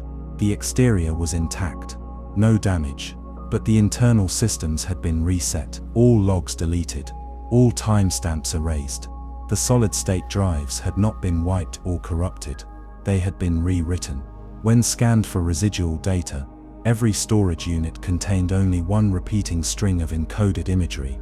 When decrypted, they formed a sequence of 3-dimensional geometric structures, spirals within lattices, shifting in recursive motion, like a language made of mirrored architecture. Each one unique, each one mathematically impossible in 3-dimensional space. Then came the final frame. A solid black field with a single white line drawn vertically down the center, surrounded by a field of tiny gray specks. A star field. The image was determined to be astronomically accurate for a specific time and date, October 18, 2085, from the exact location of the Kandinsky at sea. That date is still decades away. But one thing stood out. In the field of stars, there was a point marked subtly in red, where no known star exists. A blind spot in space. Astronomers called it a computational anomaly. Others whispered another word. A rendezvous. After the mission, the crew disbanded. Half refused to speak about what they'd seen. A few retired early. One, the youngest analyst, began obsessively drawing white vertical lines over black canvases, dozens of them, until he was hospitalized after a breakdown. His final sketch, smuggled out by a nurse, showed not a line at all, but a column, floating in space, casting no shadow, and beneath it, a reflection of Earth fractured, as if viewed through water. No one has returned to the trench. The coordinates were quietly removed from international navigation charts, but the black column remains on unofficial sonar maps passed between certain researchers. No longer marked as an object, not even as a hazard, just one word: listening. Because whatever that monolith was, it didn't rise, it didn't open, it didn't even move. It simply recognized us. And now, far beneath the sea, in the oldest pressure the planet still holds, something ancient and cold and waiting has opened its ears. Not to attack, not to answer, but to prepare. Because we didn't discover it, we triggered it. And it is counting down.